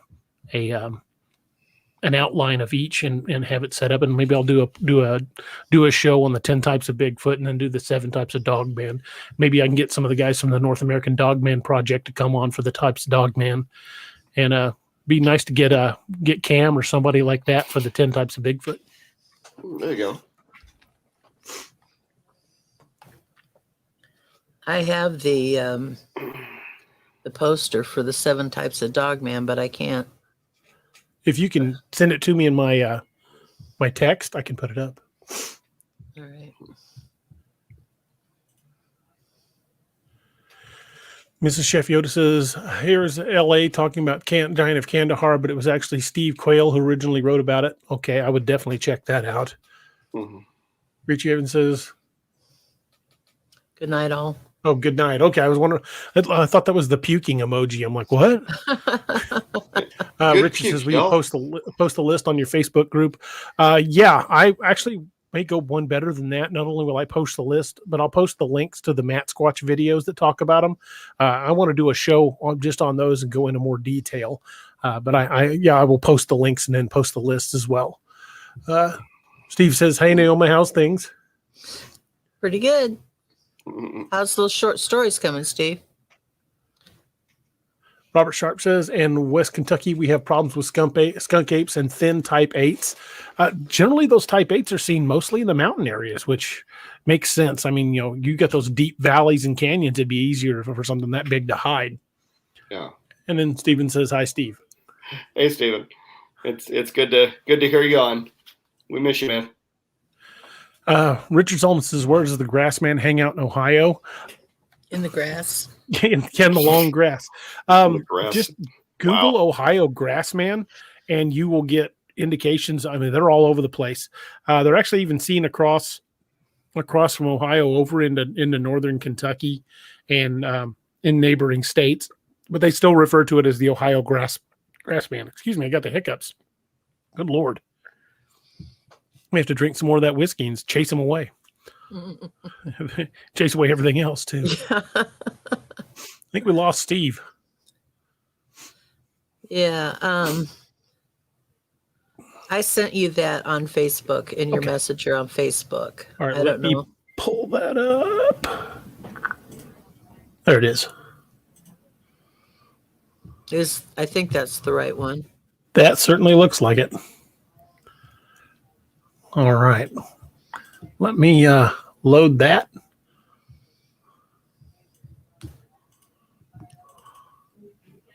Outstanding. Thank you. No problem. And this is the list of the 7 types of dogmen. Nick Valente from the North American Dogmen Project said the picture that we captured down at the Joe Bald recreation area was one of the best examples of the type 3 of a type 3 dogman that he'd seen. And I believe he said it was the variant 2. Yeah. Scariest looking one up there. Yeah, nasty buggers. And let me see if I've still got that picture of it. Oh, yeah. There we go. That's the image we captured. Oh, that hand. The hand on there is just what does it. And that's about 8 to 9 feet up on that tree. There's a little more close in. You can see the actual dog features of the face. Yeah. When this is the black and white, though, they first noticed the still. And there's it's ducking back behind the tree. Yeah. I mean, you can tell from frame to frame that it has moved. And this was what was taken down at Joe Bald where we went last night. Maybe not the brightest decision I ever made, but we did it. Robert, y'all have a good night, man. Sorry you were having connection issues there. Shoot me a message later, brother. I'll give you a holler. Maybe we can talk for a while. Robert, you're welcome to. if you want to come on and tell and swap cryptid stories, we'd love to have you. You are more than welcome to. So if you want to message me let me put up the banner for my email address. Steve's back. Hey, sorry. No worries at all. The spirit was willing, but the bladder was weak. There we go. You can email me here, daroberts@daroberts.net. Give me a brief idea what it is you want to discuss, and we'd be glad to have you on the show. And I'd definitely love to talk to you about it. So you can contact me there, and you're more than welcome to be on. So I'm not quite sure why Roger's avatar showed up when I timed out, but I noticed that. I was like, wow. It won't let us set our individual ones. Oh. Meg says South Dakota has Sasquatch sightings. Yeah, there have been Sasquatch sightings recorded in every state except Hawaii. Hawaii has their own version. I cannot off the top of my head remember what they're called. I could look it up, but they're different. They're not like your typical Bigfoot sightings. Yeah, Patty says, and you went back. Yeah. Yes, we did. Probably not the brightest decision we ever made, but we did. And we got some really good video. And as we speak, Thomas Whitney is pouring through it and has already found some interesting stuff. And Adam Shepard is pouring through the one Josh took and has found some interesting stuff. So we may have some shows to do on what they found. And Patty, they went back at night. Yes, we did. I don't know if I should be proud of that or not, but we sure did. Lanita, I've seen that one. I've seen that too. Yeah, that's an interesting video. It is a good video. And that was recorded by the National Park Service. I'm surprised they released it. Yeah. That was the new guy. Yeah. He's like, he no longer works there. You're fired. Yeah, he no longer works there. Yeah. Cool. Meg says, let me look at that deeper. Rich Evans says, where in Western Kentucky? What county, by the way? I'm not sure. That was alluding to a previous comment. Oh, it's Robert's. We have problems with the skunk apes and the thin type 8s. So, Robert, if you spotted that, I think that question was more directed at you than at me. So that was Richie Evans wanting to know. Oh, hey, but apparently already spotted it. Send you a message on Facebook. Checked before, but didn't see anything on it. We'll have to see if there are any new sightings. Patty says Dream was having anxiety telling you guys to get out of there. Yeah, we were off the beaten path there. It's a really creepy area. And my wife was the only smart one of the bunch. She didn't get out of the van. Livingston and Trigg and LBL. I've been to LBL. Have not been to I've been to Livingston County, but I haven't been to Trigg. I am planning on going back this fall to LBL. So watch for that. There'll be more news as that develops. Don't know exactly when yet. Probably sometime in October.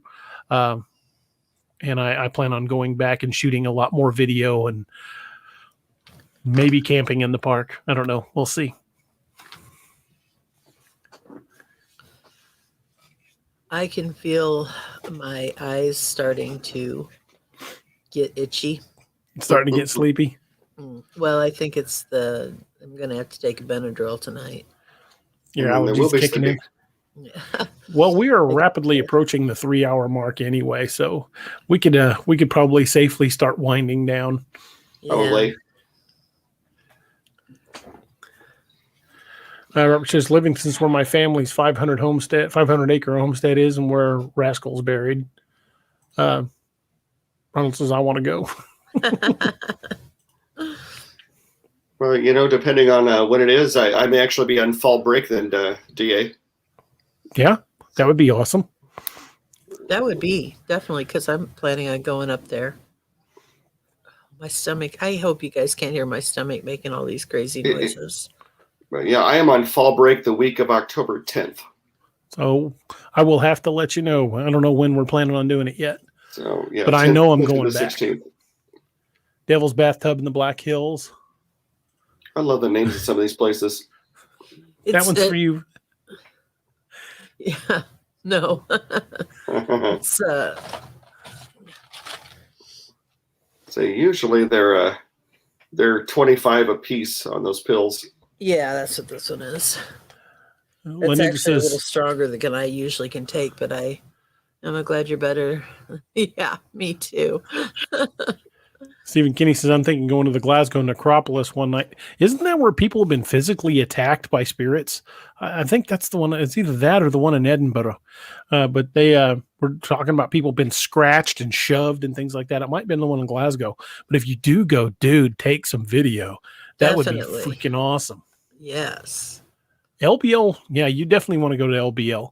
Just be careful going at night and don't go alone. I went alone during the day. I did not go back alone during the night.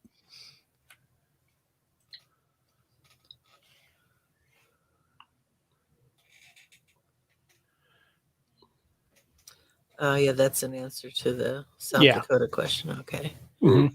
Yeah. So thanks. We'll look into it. You know, I thought the Gugway may have been my most frightening Bigfoot, but now after hearing about those little bitey bastards, I'm a little concerned about them. Little bitey bastards. Love it. Yes. Yeah. That's funny. Yeah, there was on the Science Channel there was there's a show about, like, I think it's called Strange Evidence, if I remember correctly, and they were talking about how they were in some Southeast Asian jungle, and they had captured video of one of those little hobbits, that they were they talk about. What are they? Mempembe? What is that? Oh, I think you're thinking of the McKellen Mbembe. That was a dinosaur. No. The little short. They look like a little tiny Bigfoot. Yeah, they were they referred to them as a hobbit, but they're like little things with spears, and one kind of ran across the road. This guy was riding a dirt bike or whatever. And I was like, that's kind of creepy. Yeah, I saw that video. That it was kind of creepy. Ronald wants to know what's the scariest thing we've ever seen. Well, I think the thing that freaked me out the most is that image of the dog man leaning up behind the tree, even though we didn't see it at the time. It was a good year and a half after we shot that video that Thomas Whitney spotted the movement in the video, and we were able to find that image in it. I had no idea it was there, but it was like somebody dumped a pitcher of ice water down my back when I saw that image the first time, because we were close. That was probably the creepiest thing that I've encountered. I've heard some weird crap. I've never had anything really that terrifying, other than something that I'm pretty convinced was a ghost. And that was when I was working security at the hospital, and I rounded a corner and looked in and saw an old man in a black suit sitting in the chapel. And I went into the chapel to tell him he couldn't be there, and he was gone. It was middle of the night. And there was only one way out of the chapel. So that was over at North. There was no way he got out. There was just no way he got past me. And he was gone. I've had a few encounters like that.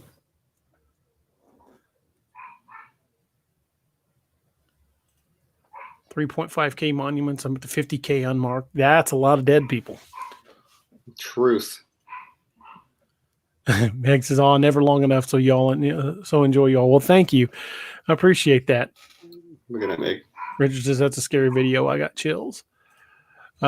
She says, "Yeah, ghosts are pretty scary." I've had up on the old third floor abandoned surgery wing up at the Cox North Hospital here in Springfield.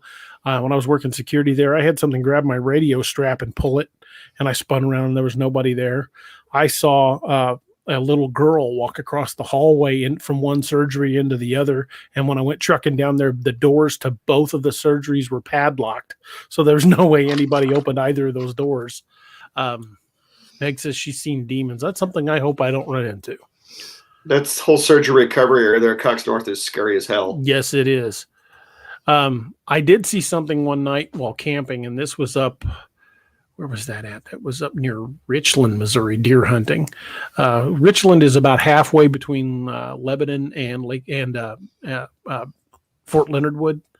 And I was deer camping up there one night, and something circled our camp that night, and all we could see were red glowing eyes. It never got close enough that we could see it, and we were shining flashlights and everything. And so I don't know what it was. But it walked around our camp for a good hour, and then just disappeared. But I never saw that close enough to say it was anything other than red eyes. So I don't know what it was. Red eyes, ghost, Bigfoot, I know Dogman. I know I Those didn't are sleep that calendar. night, and I kept my rifle on my lap. No kidding.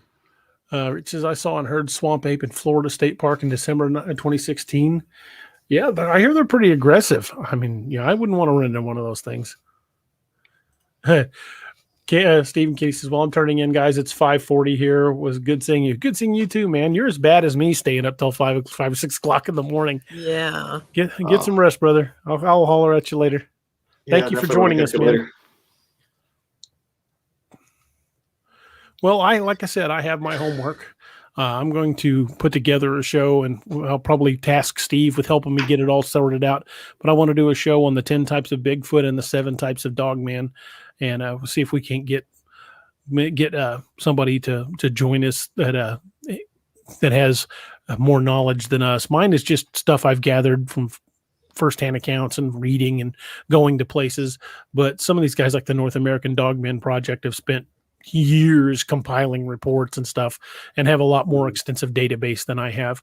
So I want to see if I can get a couple of the guys, maybe Jody Cook or Nick Valente, to come on for the Dogman show. And we'll see if we can't put those together in the next few weeks. So I really appreciate you guys joining us tonight. And if you haven't had a chance, I'll put the banner back up. Swing by the patreon.com/DA Roberts Author. It will help your input will help shape the future of the books, the podcasts, and pretty much everything we do. And all your support in that is going to go 100% back in to helping us get equipment, helping us pay advertising fees. It's 100% going back into the books and the podcasts. It's not for anything else.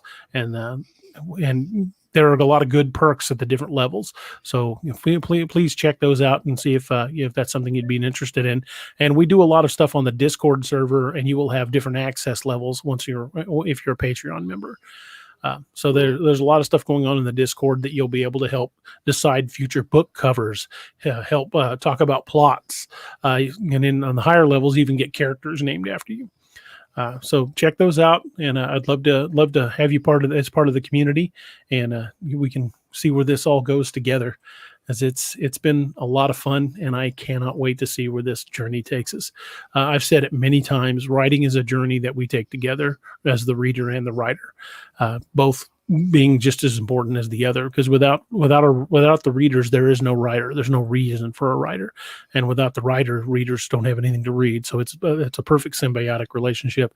It's a journey we take together, and I'm thrilled to death that you all have chosen to take it with me. And I can't wait to see where it goes. If you'd have told me we would be where we are right now a year ago, I wouldn't have believed you. And I'm really wanting to see where we are a year from now and even further. So thank you all. Thank you guys for sharing your stories, sharing your time, asking great questions, and being active participants in the chat, and everything you guys do. And we couldn't do any of this without you. And I want to thank you guys deeply from the bottom of my heart. Thank you so much for everything you guys have done to help make this the experience that it is, because it's about all of us.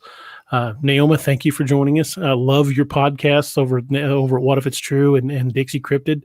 Watch for Dixie Cryptid tomorrow, because Cam sent me a message that said the short story I wrote, well, it's not really a short story. It's like a novella, 15,000 words.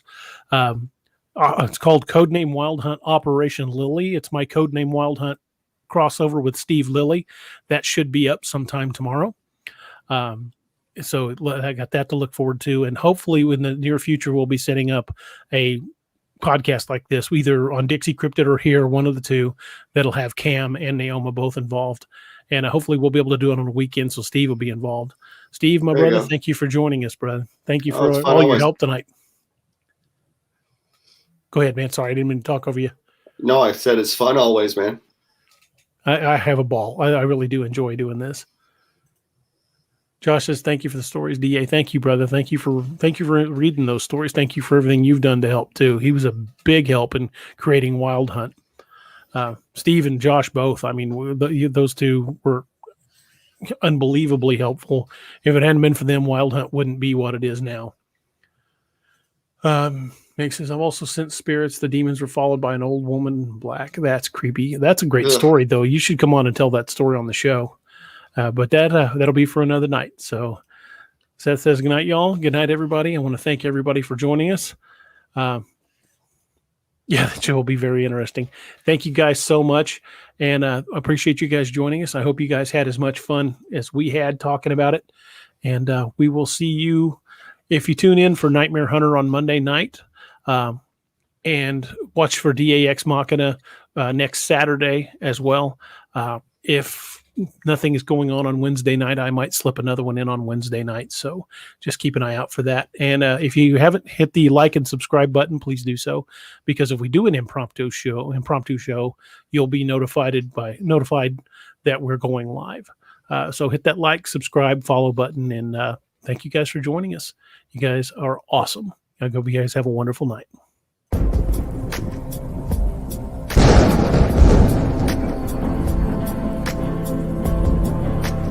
Thank you for joining us tonight on DAX Machina. Follow DA on social media and check out all his work at www.daroberts.net. Good night, and don't forget to lock your doors.